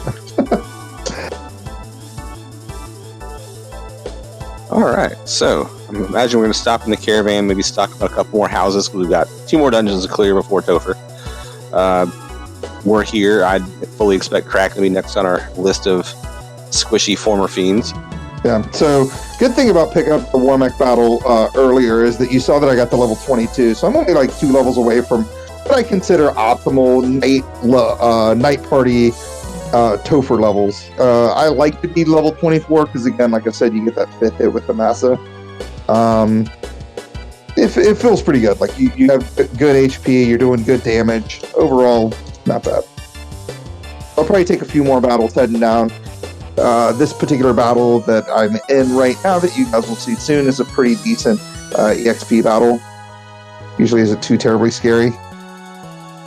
Yeah, Naga's waters are usually good. They I hate to say they typically roll low because none of the EXP battles have rolled low yet this seed. But I like taking fights here. So if you're in your position where you've already done Volcano and Sky Castle, and all you have left to do is Sea Shrine and Earth, I'd much rather would take fights in Sea Shrine on the way down to Kraken, and try and squeeze out like those 1 or 2 final levels to hit like that 24 threshold than I would try and take it in Earth, because you're gonna get so much more EXP than mobs down here in Sea Shrine. Oh, for sure. Yeah, I mean, so far, like, I'm already up to level 23, and it's feeling pretty good. I imagine I will get to 24 by the time I'm done here. And I've got the Lightning 3 and the Thor's Hammer, so... I feel like I almost turned into a southern old lady here. I was like, God bless it. Oh, bless your heart. Oh, bless your heart. The Arsa Hags aren't like the Arsa Hags I grew up around. Mermaid Edelyn- is not incentive to choose this as your So, main reason why you keep your ribbons on your life casters, Mm-hmm. in case Arsa Hags decide to start peddling crack on your way down, you at least have them. Yeah. And to answer Gloomshue's question too, so incentive locations for this seed outside of like all the NPCs, we had Ice Cave, Ordeals, Titans, Earth Cave, Volcano, and Canary Lock. Damn, my night right now without finally.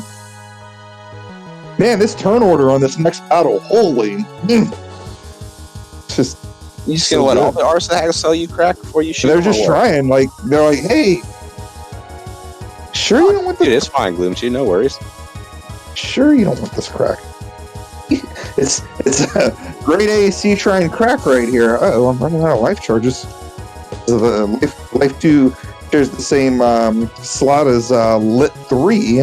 I've been kind of using all the Lit 3s coming through here, so I'm going to actually have to stop taking battles here soon. Not stop taking battles, but have my red and fighter start running from things. So even though I'm like, have no reason to check boxes, I'm always checking those boxes.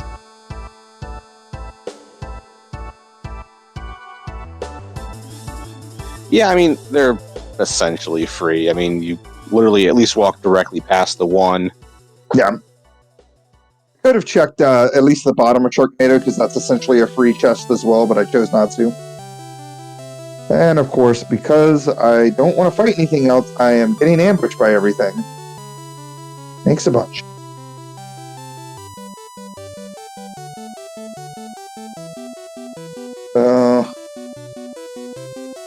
Things are kind of killing my resources here.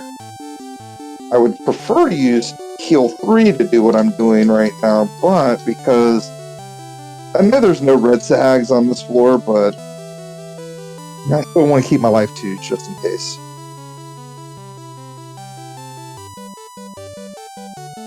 Oh.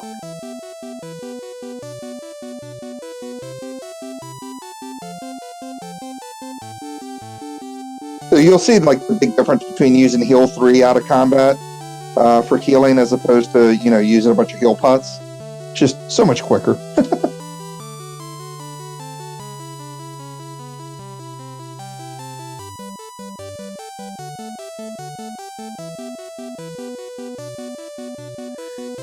Alright, so working towards Kraken. This water. Yeah, I have not missed vanilla encounter rate. I know, right? It's just so jarring when you go from even like a 0.8 up to all the way back up to like the 1.0.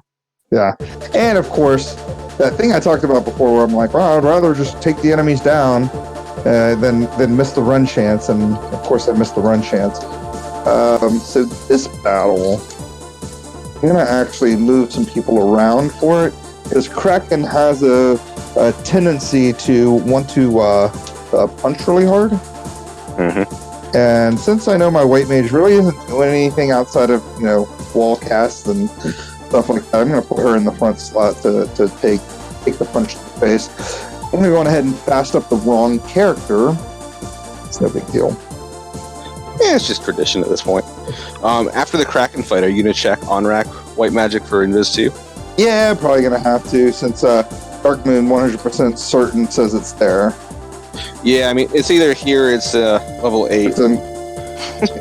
Yeah, it's in Gaia, and if it's in Gaia, I'm definitely not going going to get it. Whew. Kraken. She's kind of holding in strong here. Yeah, I don't know what her issue is. Let's just keep doing this. Yeah, I'm going ahead and throw a rack out. Why the heck not? I mean, you know, I've been in this battle long enough. May as well take out, like, 1100 HP of Kraken and then hit a Brack on her. So, as you can see, White Mage did her job. Completely died. Thanks to let the others live.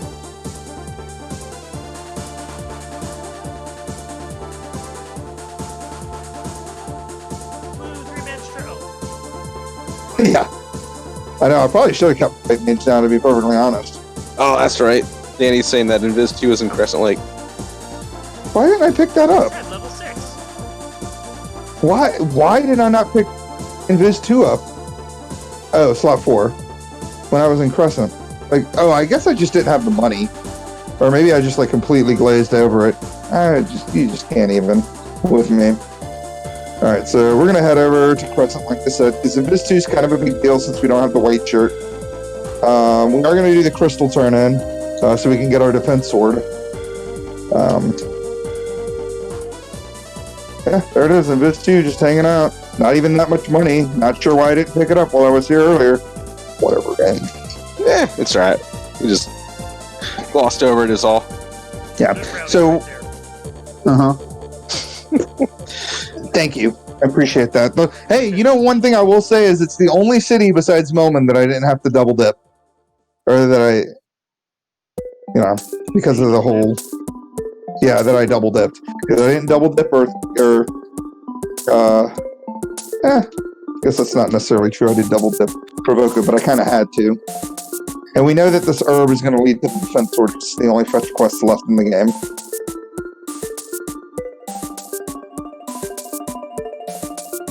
And then we'll go do Earth Cave, and then we'll be in pretty good shape to beat the game. Yeah, so that'll put us really, between defense sword and Invis 2.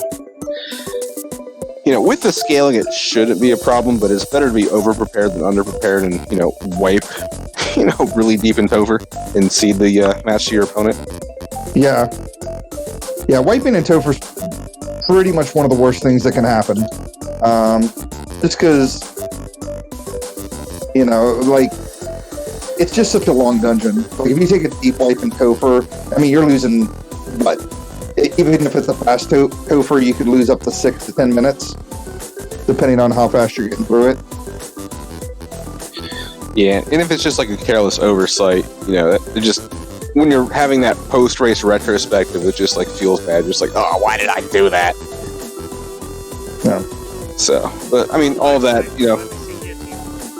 Yeah, I saw. If only we could smack the bats. Yeah. It's one of those flags. It doesn't work because you can break progression. But you'd be pretty bold to break progression if you're being streamed live. You're being restreamed and chat's like, did he just do that? Guess it's time for the DQs. So I'm surprised we don't use it more in an official capacity, but I get why it hasn't been pushed to live yet, because it can break progression with the rod and the loot. Yeah, I think the other side of it too, though, is if you're in this massive race, there's only so many people on Restream, and you would have to have dedicated people going back and watching every runner to make sure they didn't, abuse the guillotine. So. Yeah, that's true, because last night's Iron Gall doodad or whatever, I mean, you could have easily done it. I mean, I was definitely not on stream. I'm pretty sure it was turned on, and I'm pretty sure Rod led to progression of some kind. Yeah, and then like Darren Drice is saying too, is that it seems like it's fixed on alpha, but eventually, every good thing comes in its own time, so we just have to wait for things to get pushed to beta, and then eventually for beta to get pushed to live, and then we can enjoy all kinds of silly nonsense flags like, adjusting or class max MP, or maybe starting with promoted characters, or everyone's favorite burst weapons. I mean, there's a lot of good stuff coming. Let's just gotta wait for it. Yeah, devs are working on it because I know with the co-op flags they do want to use certain alpha features. So I know that the guys that are putting the co-op tournament together are trying to push the devs a little bit to go on ahead and push alpha, at least push certain parts of alpha to beta. So because beta is a little bit more stable than alpha. Alpha literally updates like every other day, it seems like. Mm-hmm. And a lot of it too is because a lot of these flags, it's people trying out things that maybe haven't been done with the randomizer before. And so at this point, we're 5+ years into the development of the rando. There's a lot of flags that interact in potentially unexpected ways with other flags. I know there's a handful of us doing some experimentation earlier today in the Discord with a couple of the flags and how they worked and played together. And I think it's people that are playing these flags that are uncovering all these weird interactions, and that's what's forcing the repeated updates over on the alpha side. So I mean, you can't fault people for fixing it, and I'm glad they're throwing out new flags because that's how you keep the game fresh and moving forward. It's like you don't want to be sitting there playing the same flags for 5 years. To me, that's just boring. You want to shake things up. Kind of. You push your limits to see what you can do, and and that was kind of harking back all the way to week 1 of Duckling boot camp. That was something we were trying to do with the boot camp. It's we have these players who maybe haven't played a lot of time in the rando, and we want to show there's not just one way to play it. We've shown off black belt strats. We've shown off thief with shard hunt. We've shown off entrance floor randomizer. We've shown off a lot of different ways to play it, and I think the biggest takeaway is figure out what you like, tweak the flags to your liking. Maybe it'll be the next big thing, or maybe, hey, if that's the one niche little thing you want to run, by all means, just run it. Have fun. That's what the game's about. It's just having fun. Yeah, there's no right or wrong way to play the randomizer, in my opinion. There are a lot of people that like, ridiculously over-the-top difficult flags. There's people like me that prefer a more vanilla approach to the randomizer. Crash the ship into it. Yep. And that's the one thing I will say that I'm not too privy on many of the other randomizer communities, but I've heard from other people that we have so many different flag sets and different ways that you can play Final Fantasy Randomizer that I mean our devs really do deserve all the credit in the world, and Trooper and Nets and Meridian, all those guys. I'm just going to go ahead and throw Harm 3 at these metal slimes.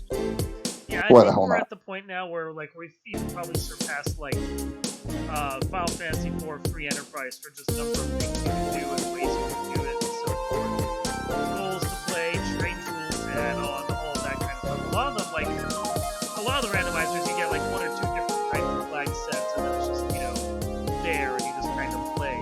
Maybe you can tweak the scaling and so forth, but that's about it.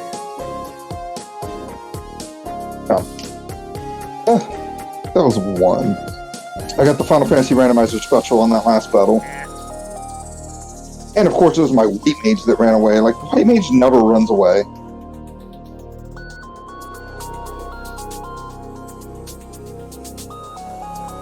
Who can't you hear over the music, Freeland? Me, the runner, Ale, Cons. Heard someone just whispering. That was probably one of my kids. Yeah, it could have been someone behind Ale's microphone as well. No, nobody here but me. And so if you guys are hearing voices from my microphone, let me know, and I'll do some looking around. I'm gonna take these Garmaduses just to. I think he's talking about you. Womp womp. My voice is loud. I don't know how people are saying they can't hear me.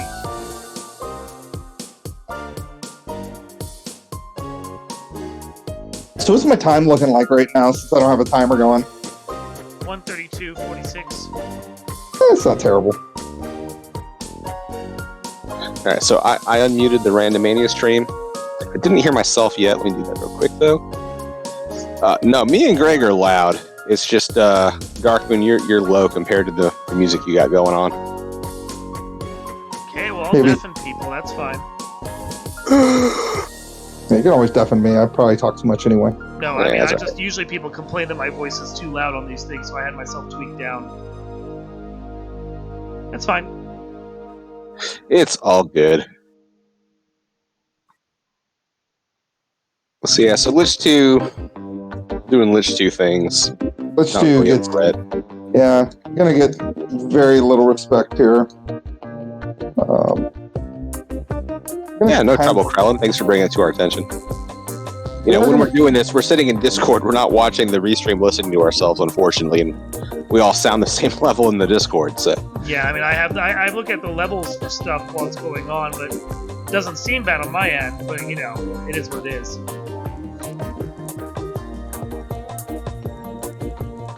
Oh, we're past Carrie already. Okay. that didn't take too long. Yeah, Carrie luckily rolled pretty low in the absorb, and of course fast came out when it needed to, and Carrie went down pretty handily. Yeah, so nice... Carrie 2 doing Lich 2 things.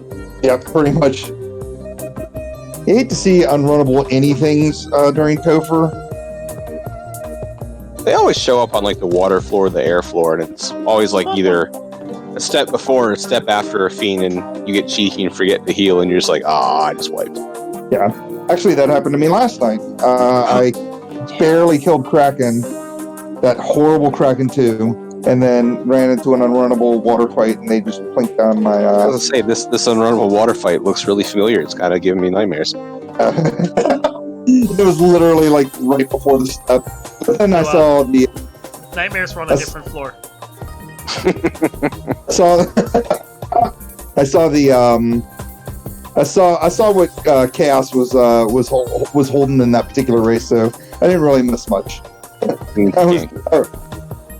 heard it was pretty bad. Yeah, I'm kind of glad I didn't race in that race. Yeah, it was. I'm kind of the same mindset, except I actually did. So, like Darren Price says, chaos is a jerk. Absolutely. I just plan on challenging someone later and not having to race that race. This battle, my gosh. Yeah. So, party order. You want to enlighten us as to why you threw poor little July to the lobsters there?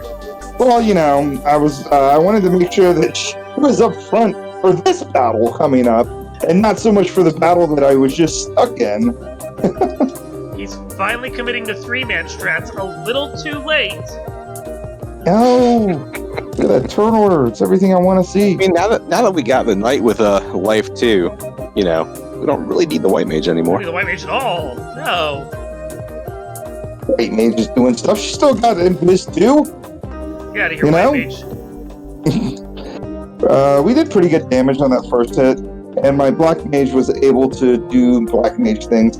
Third, no. Poor Bane. Full on. And full on worked out okay.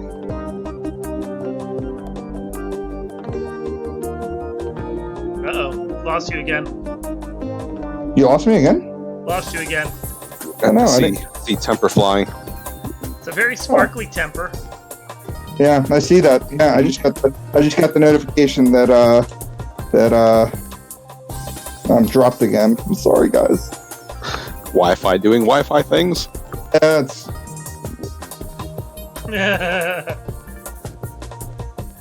Graylin chat, longest temper ever.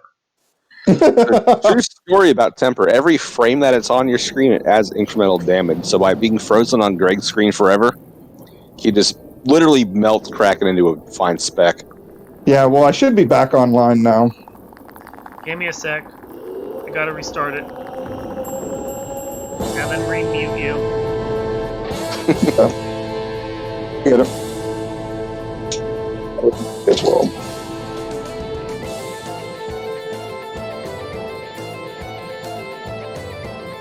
It doesn't really work like that. Yeah, I wish it worked like that. Like you could maybe hold A to power up a spell mid-cast, you know, kind of borrow some the timing stuff from like Super Mario RPG where you kind of like time your jumps properly. Okay, you're good. All right, we missed Tiamat. Okay. Tiamat things or Lich 2 things, nothing really happened. Yeah, it was a pretty easy battle for the most part. All right, so moving everybody around to where I want them to be. nothing too crazy here. We're gonna be a little more, careful in this battle. Careful. By actually using the defense sword. I didn't use the defense sword at all during Kraken and Tia. Ooh, Rub, good thing you didn't hit Duck with that. Right. And super charges. Are you watching Yeah, the stream I think directly? Because I just saw that. I plead the fifth. Like, now you're ahead of me. So I actually kind of lucked out there that I didn't decide to go full on offense, and you guys will see right here in just a sec why that worked out okay. Because Hey, Cure 4. Cure 4 comes out. This is So early in not- the spell list, so I think we've seen what, Rub and then Cure 4.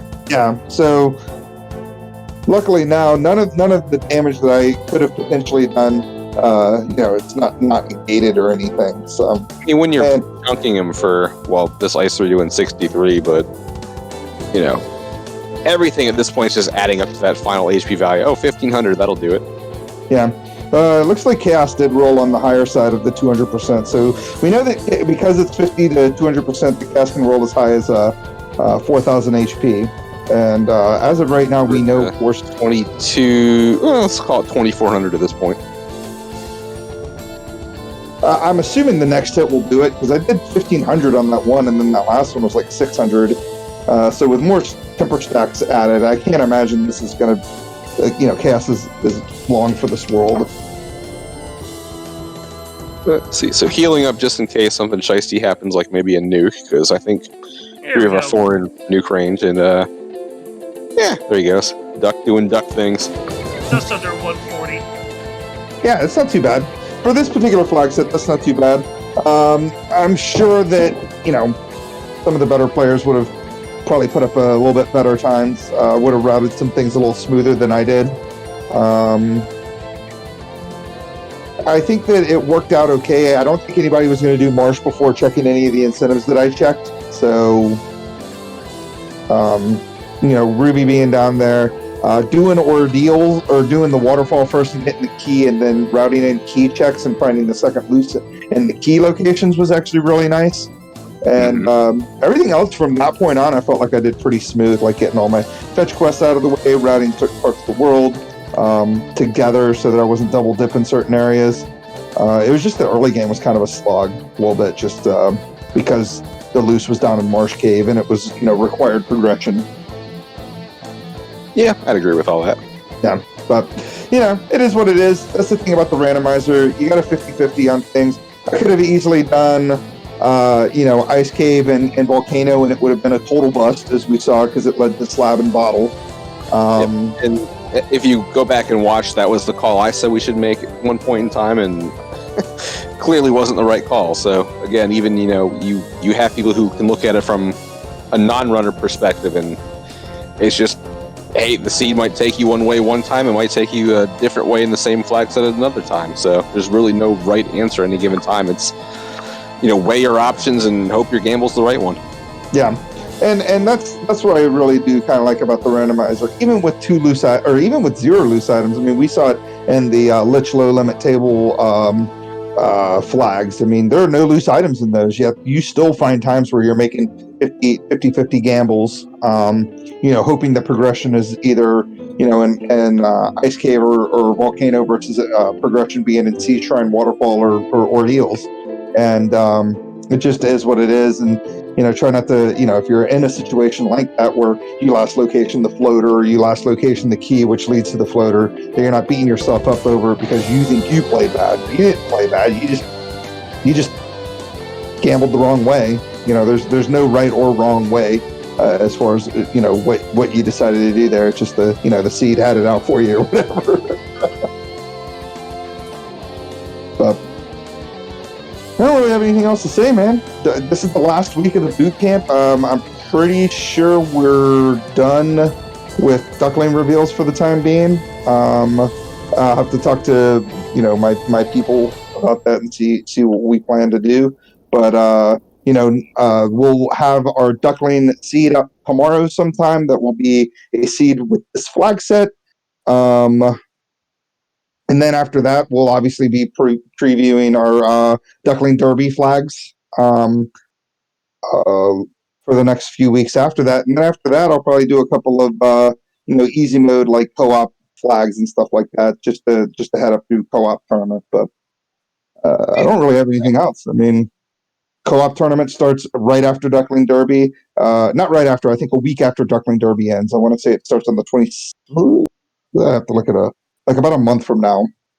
I know signups will last until right before, like the 19th. So find yourself a partner, as they say, and join the randomizer, join the Discord, and that's pretty much it. Okay, hold on one second. I'm going to try and pull up the flag set that they were asking to see one more time. Let me double check. Already got it. Well, yeah, but they were asking us to see it on stream. That's all. Yes. So I'm just making sure my browser was set up so I can actually have the flags up. One moment. There we go. Mhm. And Yeah, they the asked other for... thing going on too, just to piggyback off what Greg was saying, we are starting up our weekly races again. They will be open to any interested parties, but I believe, and he would be the one to better speak about it than I would, since he's kind of the man pulling the strings behind the curtain. But if I'm remembering correctly, I believe the intent is to show off like upcoming events and their kind of flags. So I believe some of the upcoming weekly races will feature like some of the Duck Derby flags potentially. I believe they'll also be showcasing like the co-op flag. So if you're thinking of entering the Duck Derby, if you've already entered and maybe you just want to kind of get like a big live group race to kind of see how you kind of, match up against everybody, yeah, hop in once the weekly's announced. Maybe, get your feet wet in like a big group setting before you actually get thrown into it with all the other ducks. Because I think we're up to 23-ish ducks for the Derby so far. So, Yeah. And I mean, we have all kinds of stuff going on. Like, the weeklies are starting back up. They're on Mondays and Thursdays at 9 p.m. Eastern Daylight Savings. Like Ale said, Duckling Flags will be tomorrow night, and Co-op Showcase will be Thursday night. And then from there, we'll just kind of pick and choose what we're going to do. We'll probably do Duckling Flags like the next couple of weeks, or the next Monday and Thursday as well. But then after that, we'll be taking, submissions for certain flags because we're just kind of, wanting to showcase the randomizer itself and all the different things that it can do. And try to drum up some interest for this 30-year-old game that's been randomized, and it's the absolute best way to play the game. So, yeah, I got nothing else. Yeah. I know that Dark Moon pulled the flags up, so he's going to probably go over that.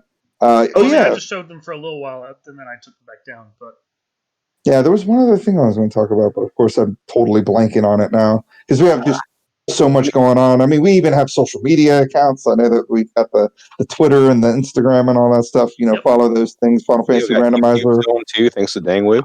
Yep, the YouTube. So this will go up on YouTube soon. That one is Final Fantasy Randomizer. Right? Is it FFR or is it just Final Fantasy Randomizer? I think it's YouTube. FF Randomizer. FF Randomizer. Cool. Yeah. So yeah, just look for us on all those platforms. The best way to find us, of course, is to go to FinalFantasyRandomizer.com, click on the link for the Discord, join the Discord, and then all the information will be on the Discord. All the different links for, like I said, the Instagram, the Twitter, the Facebook, and the YouTube. But unless Ale has anything else, Darkman, I think we're done here.